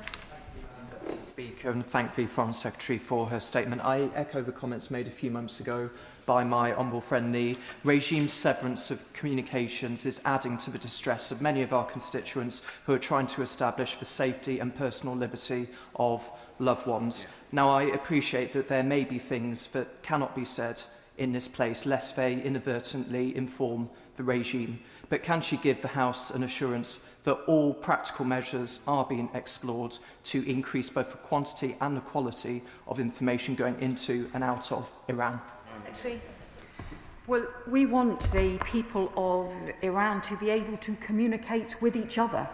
And this is about the people of Iran. It is about their courage and their most basic rights to be able to communicate with each other. And that is what we want to support. Ms. Roberts. And we are, of course, appalled at reports of thousands of state killings in Iran and support the fundamental right of the people of Iran to self-determination. President Trump is saying that help is on its way. There are also reports that the Prime Minister is set to accept a place on President Trump's board to run Gaza. Given this, can she guarantee that her government's priorities in the region will be peace and stability alone? Secretary. Well, it is exactly because we want peace and stability in the region that we supported the 20-point plan to achieve a ceasefire in Gaza. As I previously said, that is still fragile and there is a huge amount of work still to do, including the humanitarian surge in support, including the decommissioning of weapons from Hamas. Huge amount of work still to do, but it's really important that the whole international community comes together in order to support that. Sir Julian Lewis. In March it will be the 5th anniversary of the signing of the Comprehensive Strategic Partnership between Iran and China, an unholy alliance between religious fanatics and communist totalitarians who we are regrettably about to award a super embassy complete with secret dungeons in London. Can the Foreign Secretary tell me what estimate the government has made of the dependence of the Iranian regime's survival on its support from China, not least the huge exports of Iranian oil to China? Foreign Secretary. Well, I would urge China to support the UN sanctions process that was triggered by the snapback that the UK, France and Germany instigated in October. It is essential that they do so because we have seen the pressure that is needed around the nuclear programme, something that affects all of our safety, is immensely important. I think not just China, but countries around the world should support that sanctions process. Steph Akbaro. Thank you, Madam Deputy Speaker, and I am appalled by the actions of the murderous Iranian regime. But I'm deeply concerned that the financial secrecy of our overseas territories is enabling sanctions dodging. Can the Foreign Secretary assure me that she's doing everything she can to secure greater transparency in the overseas territories, to uphold the effect of international sanctions and end any complicity in the flow of blood money fueling this regime? Foreign Secretary. Well, we have strongly pushed for greater transparency, including the overseas territories, and my honourable friend, the Minister for who covers the overseas territories, continues to do that with all of the overseas territories. What I would say is that the action that some of those territories have taken has actually been extremely important in implementing sanctions and has demonstrated what can be done and what can be achieved, and that's one of the reasons why we are determined to see the further progress around transparency more widely. Thank you, Madam Deputy Speaker. The people of Iran have suffered for far too long, and they have made it clear enough is enough, and we stand with them. For too long, this government has remained largely silent on the oppression of Christians in the Middle East generally. Many countries, including Iran, murder and maim any person who does not conform to their dictated religion. Will the Minister assure this House, in her diplomatic efforts for peace in the region, she will prioritise religious freedom and the rights of Christians to exist and practice their religion without fear of persecution? Foreign Secretary. Well, it's exactly because we take so seriously the issues around freedom of belief. We have appointed UK envoy exactly to keep pursuing this because it is so important. These are basic rights, basic part of our humanity for Christians, for people of all faiths and all religions, not just across the Middle East, but across the world. That is the end of the statement on Iran. I'll give the few... A point of order, Mark Richard. Thank you, Madam Deputy Speaker. I seek your guidance. Since Christmas, hundreds of my constituents have not received a single letter via the Royal Mail. This is causing huge anxiety for those waiting for medical results, important documentation, job offers, etc. The local post office team, postmen and women, have said this is a result of management decisions at the most senior level. What advice can you give me to pass on to my constituents? The possibility of the Minister for the Royal Mail and Postal Services coming to the House to make an urgent statement to ensure that this is thoroughly and fully investigated and those letters begin to land on doormats once again in Shropshire. I'm grateful to the honourable member for giving notice that he intended to draw attention to this matter. As he knows, this is not actually a point of order, but he is an experienced member who serves on the panel of chairs, and he does not need any guidance from the chair on how to take this matter further. No doubt he'll be pursuing it. And also, the Treasury front bench would have heard his request for a statement or a response from the appropriate minister. Point of order. Point of order, Richard Holt. Is it a short point of order, Richard Holt? Always, Madam Deputy Speaker. On a point of order, the Cabinet Office Guide to Parliamentary Work is clear that there should be no inconsistencies between information provided in answers to written questions and information released under the Freedom of Information Act, and that material disclosable under Freedom of Information should also be disclosed to Parliament. On the 2nd and 4th of December, in WPQs, I asked the Secretary of State for Transport what information the DVLA hold about third-party intermediary organisations acting on behalf of Oxford City Council and Oxfordshire County Council in accessing vehicle keeper data. In both cases, the Minister for Local Transport told me that this information was not appropriate to disclose because of commercial sensitivities. However, shortly afterwards, the DVLA released under FOI the CODA contract with Oxfordshire County Council, confirming contractual arrangements involving intermediaries and third-party access, with only personal data redacted. Madam Deputy Speaker, I'd be grateful for your guidance on this apparent inconsistency and whether you might raise it with the Leader of the House or departments concerned.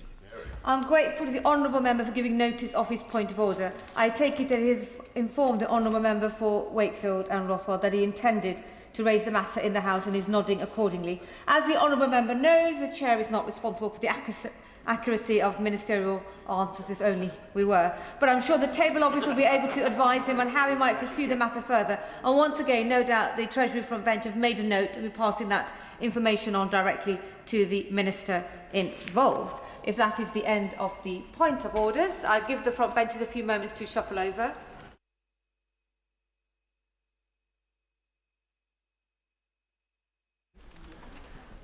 Presentation of Bill, Secretary Wes Streeting. Which minister is nodding? Medical Training Prioritisation Bill. Second reading what day? Tomorrow. Tomorrow. Are we sure? Yes. Tomorrow. Presentation of Bill Kirsty Blackman. Not. Oh, you're here. Marvellous. Good.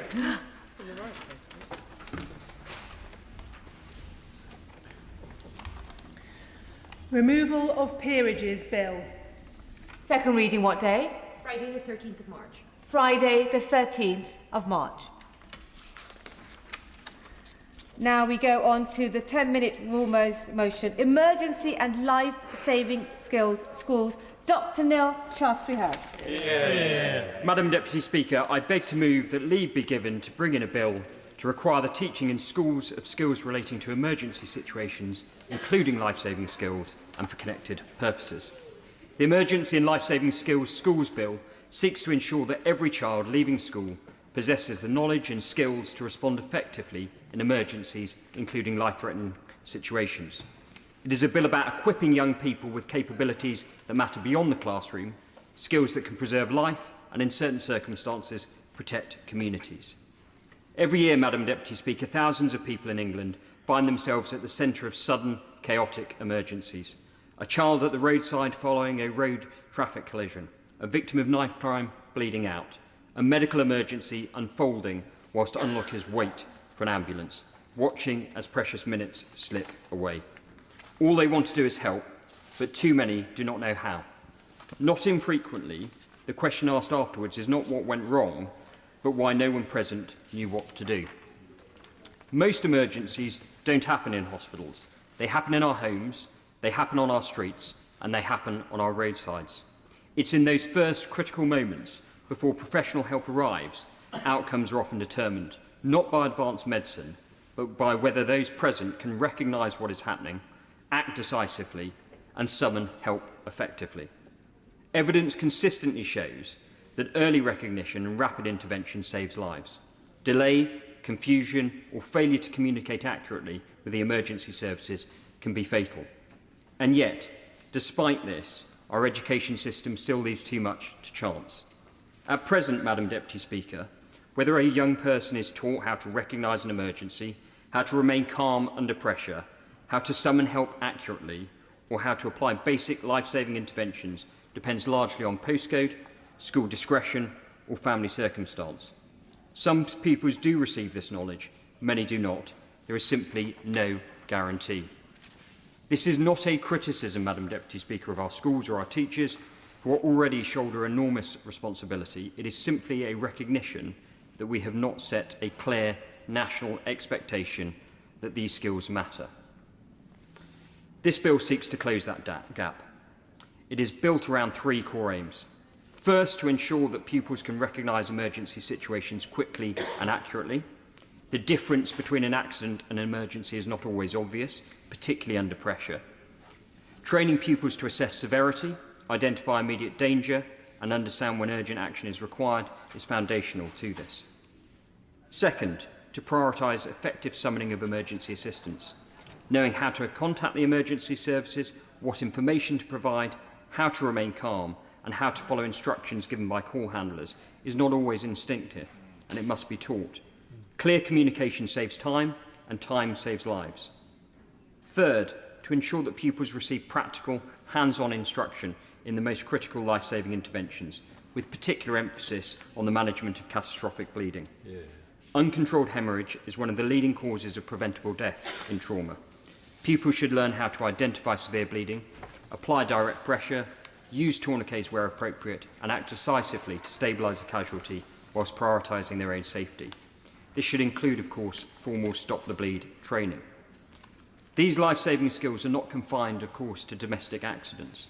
In mass casualty situations, such as terrorist-style attacks, rapid recognition of danger, safe decision-making, and early bleeding control can save multiple lives before emergency services arrive.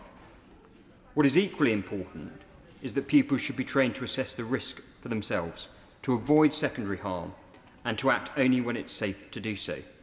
This is, of course, not about encouraging recklessness, but about fostering informed, disciplined action. And the importance of this cannot be overstated. In emergencies, well-intentioned but untrained bystanders can inadvertently worsen outcomes or place themselves in danger. The training that is envisaged under this bill should instil practical resilience, knowing when to act, how to act, and when not to act. Evidence shows that repeated practice and realistic simulations significantly improve retention and the likelihood of effective intervention under pressure. The objectives of this bill are reinforced by the works of organisations such as Citizen Aid, which has led the way in educating young people on safe responses to major incidents. Citizen Aid was founded by two of my former bosses, Professor Sir Keith Porter and Major General Tim Hodgetts, and I had the pleasure of hosting them to do a drop-in event in Parliament last year. Its programmes demonstrate that pupils can learn to recognise threats, manage catastrophic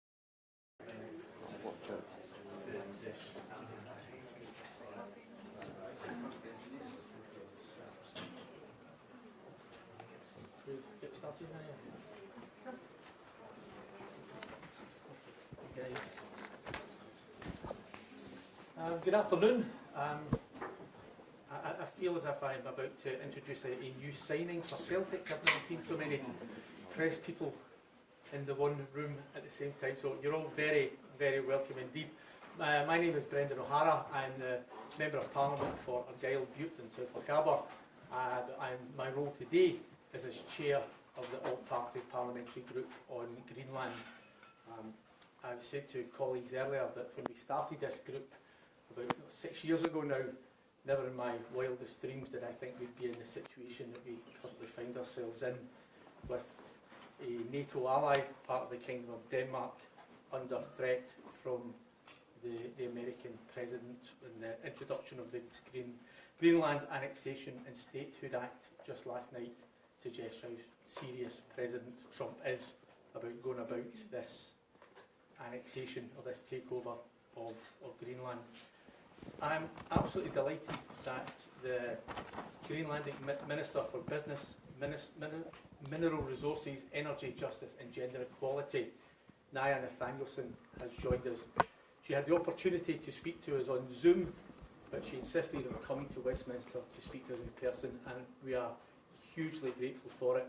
So without further introduction, Naya will do a brief introduction of the issue, and then I've got a list of people who have asked if they could get questions, and we'll take that in the order. And if we have any spare time at the end, we could open it wider as well. Naya. Well, thank you. And let me start once again by thanking the All-Party Parliamentary Group for Greenland in the UK Parliament for the invitation to speak on the situation in Greenland. It's been quite wonderful, and I also like to repeat my gratitude towards the Prime Minister and his cabinet for supporting Greenland. As mentioned in my presentation, this act of solidarity and support is deeply appreciated in Greenland, and we definitely take notice of this message.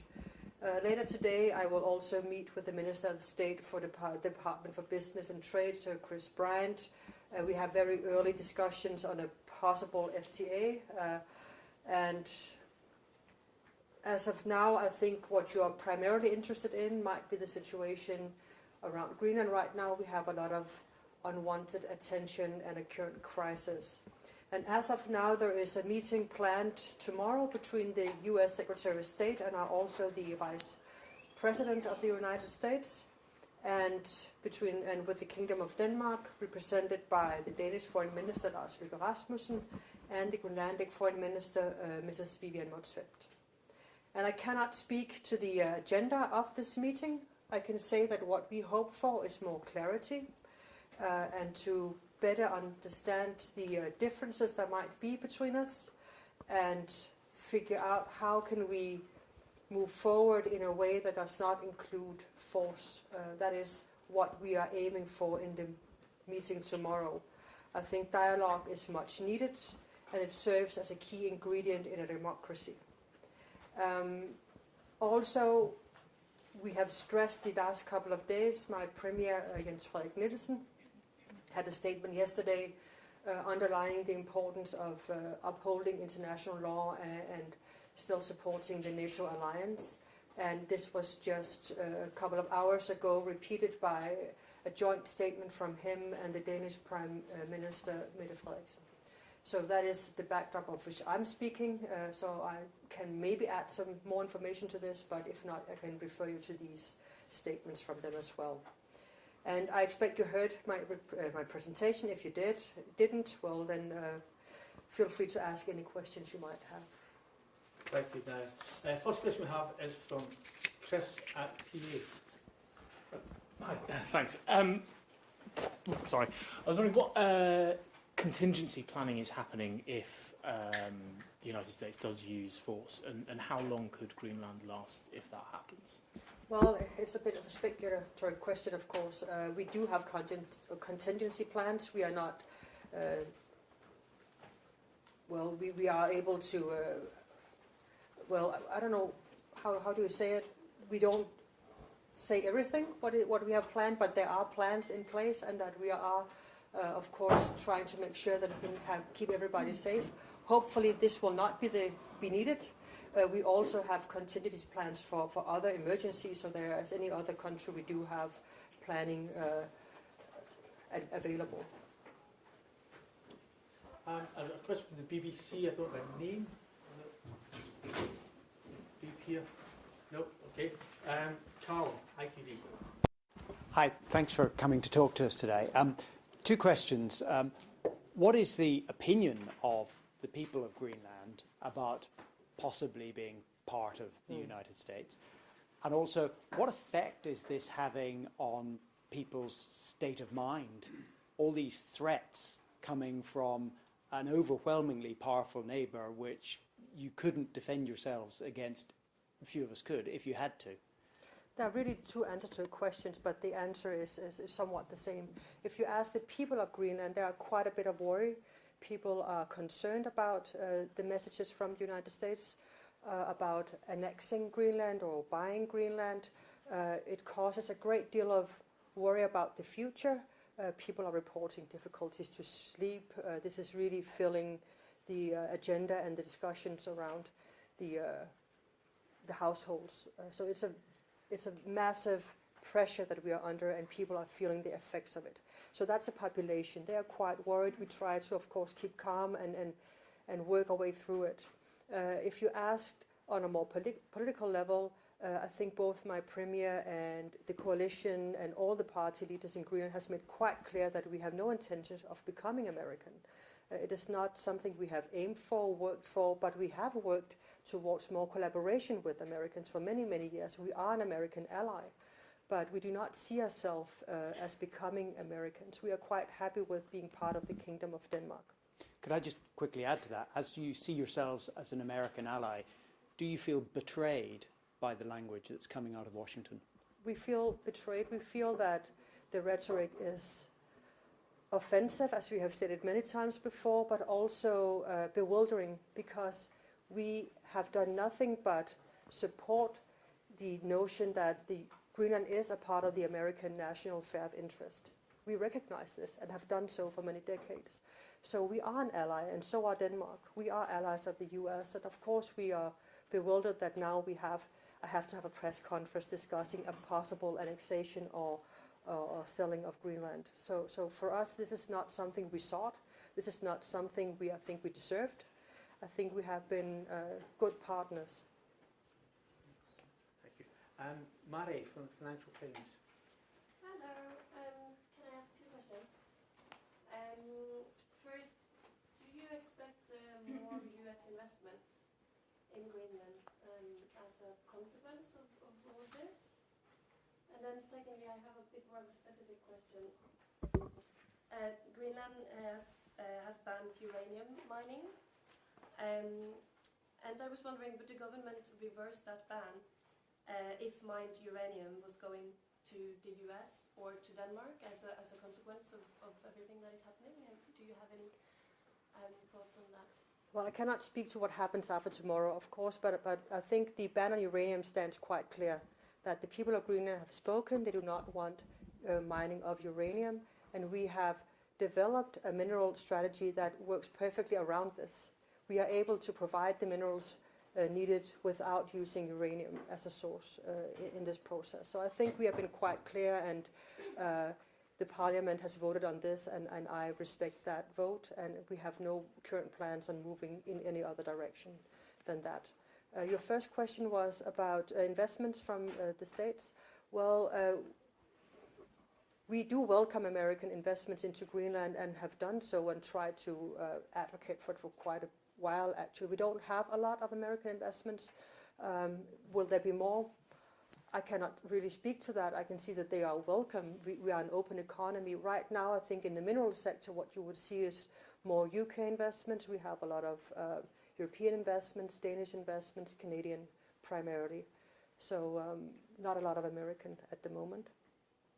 Very quickly. Do you think this will be part of the talk tomorrow? I wouldn't know. We haven't. I cannot speak to that. But what I can say is I think there is more than one interest into Greenland from the US side. Of course, there is a matter of national security that we are perfectly willing to discuss. There's also the matter of access to minerals, which we are perfectly willing to discuss.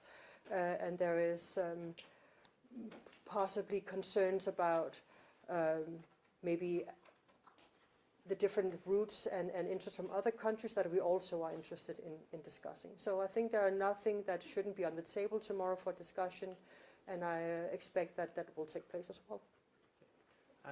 Jack from the Sun. Hi, thanks very much for coming. Just to push on Chris's point, in the worst possible case scenario that American troops did end up on Greenland shores, would they be met with a resistance? We are not a country that finds ourselves at war with the US, and we want a peaceful solution, and we will work towards that for as long as we can at all. We see no point in using weapons against each other. We should be friends, we are allies. So this is my answer to you. Just one quick follow-up. Trump's central claim that Russia and China are flexing their muscles in that part of the region. Do you accept that, and is there any scope for more US presence on Greenland to deter that threat? I don't think there are call for concerns that can be really prevented by a use of force in Greenland. Of course, China and Russia have interest in the Arctic. Russia is an Arctic state. China has been interested in the Arctic for many years. I think that for us in Greenland, we have called for more monitoring of the Arctic for many years, and we are quite content with this moving forward if that's part of the agreement. We see no reason why this shouldn't be part of the agreement. We don't detect an actual threat, but we have no problems being more aware of what is going on around Greenland, and think it makes a lot of sense. So we don't see a lot of Russian interest directly into Greenland either. Actually, we have, as following the sanctions, we have stopped all export to Russia of our fisheries and have found new markets.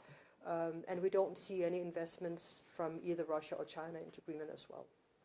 So, Hamish from the National. Hi, thanks. Just to go back to the point about potential US invasion, would you expect backing from NATO allies like the UK if that was to happen? if this scenario was to happen, I think everybody in this room and everybody in your countries will have to figure out what is this new world order about. And I think we will stand in a completely new situation. So I really cannot answer your questions because your question because it implies that it would be one country being attacked by another NATO partner, but actually we would all be under attack. So I think it will be a breakdown of rule of law and international law and existing agreements and treaties, and I think that would be a bad outcome and a big shame for us, because I think we have all prospered a lot from the NATO alliance. I think it has brought peace and prosperity and stability not only to member countries but wider than that, and I think it has served everybody quite well, all the member states. So I do hope we will not get